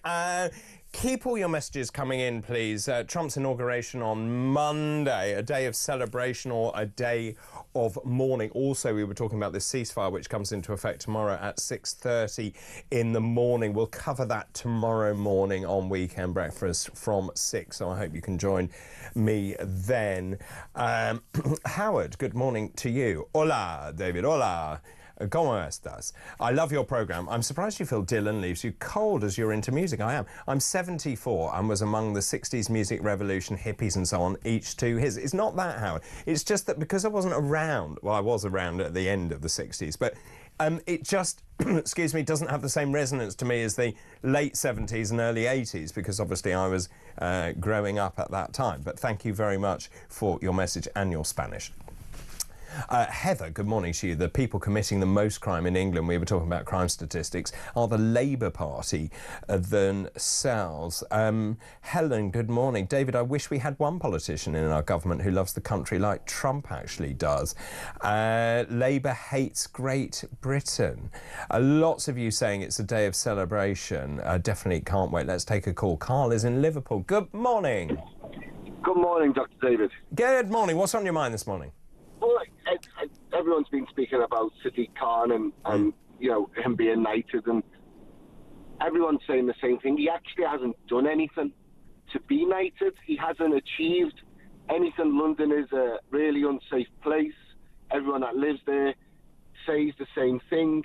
I don't understand. In any other walk of life, in any other job, this man would have been sacked a long time ago, and for some reason he's still hanging on in there. I just don't get it. It seems absolutely lunacy to keep a man who can't do a job, won't do a job, and at every stone's turn he wants to argue.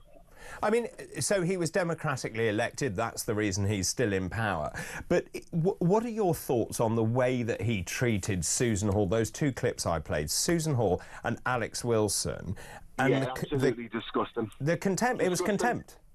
Yeah, and he does this with everything. If you watch him when he's getting questions about the knife crime, everything he's questioned about, he seems to have this smirk on his face like he's untouchable. I find the guy really irritating, and more than anything, I don't believe he deserves to be on that job. He just does not deserve that job. How can a man... I spent 15 years in the army, and you have to work to get anywhere. This man hasn't worked. He hasn't shown that he's capable of doing this job. And just in terms of that, I mean, I think what Alex Wilson proposed was very sensible, to have a cross-party solution to appalling knife crime in London, saying, right, cut the number of people in City Hall to a bare minimum, back to, or not to a bare minimum, back to 2016 levels. That will fund the police. We'll get the police on the front line. Let's work cross-party. No, I would never work with reform, essentially, is what he said. Dr. David, that attitude in itself, saying that he won't work along reform, that says it all, because we all want... I don't understand every politician... For me, I look at politics as common sense. You do what the people are asking for. That's the common sense part. You don't go against the people. I didn't vote Labour, I voted Reform, and I'm proud to have voted Reform. Labour on a working class government, and my granddad used to say they haven't been a working class government since, oh, bloody hell, I can't remember his bloody name now. Excuse your language. Yeah. Yeah, so I do apologise. That's all right. Yeah, I can't remember his name now, and you know, it just baffles me. I don't understand why any of these people can't do their job properly. It's an absolute horror show for them, and the sooner they're gone, the better. The better for the British people. Carl, really good to talk to you. Carl in Liverpool there this morning. Nick Dubois, what a lovely surprise. How are you? Dragged out of retirement for a weekend. I'm very happy to be here. Really nice to see you. Oh, that's very kind. You've been in Spain, I heard you say. Oh, just for a couple of days, yeah. I've got problems over there, so as you do. I mean, did you see the Sadiq Khan clips? I mean, they're extraordinary. Susan Hall, I mean, good on her, but she dealt with that very well. I thought she did too. I wonder whether she should have called him out and said Pakistani grooming gangs, because, you know, it is factually correct. He just wanted to close her down. I know he did. He was looking to have a moment, wasn't he? So I think she probably, on balance, read that right. To be honest, if she'd shown more of that sort of judgment during the election, she might have done better. But there you go. Anyway, and then Alex Wilson, you know, I make it a matter of policy not to work with Reform. Well, I mean, that's pathetic. You need a cross-party solution to knife crime. Yes, in an age when politicians should actually be talking to each other, even though they disagree. Isn't that, hang on, that's democracy. Yes, one would have thought so. And of course, you know a lot about politics. Well, I do. I suspect that I suspect though that my experience in Parliament doesn't qualify me to be the expert on it, but I certainly can have a good take on it. Having done 5 years, I was quite pleased about that. Yeah, you know, definitely. No one can take that away from you, and we'll be doing a bit about politics on that, as you can imagine. And guess what? I qualify for my state pension next month. So will it be here? I would never have guessed. Well, that's very kind of you to say so. Congratulations. But it's an interesting question. I want to ask people how they feel about, once again, the hair being raised of either stopping the minimum guaranteed increase of the state pension through what they call the triple lock, or how do you feel about means testing it? I mean, look, you've paid in all your life. It's a minimum income. Again, I just don't know what's going on in their minds. You know, if I was the Labour government, I'd concentrate on more pressing issues. If I were you, like rebuilding the economy. Well, you would have thought so, given that's their overriding mission. And also, it's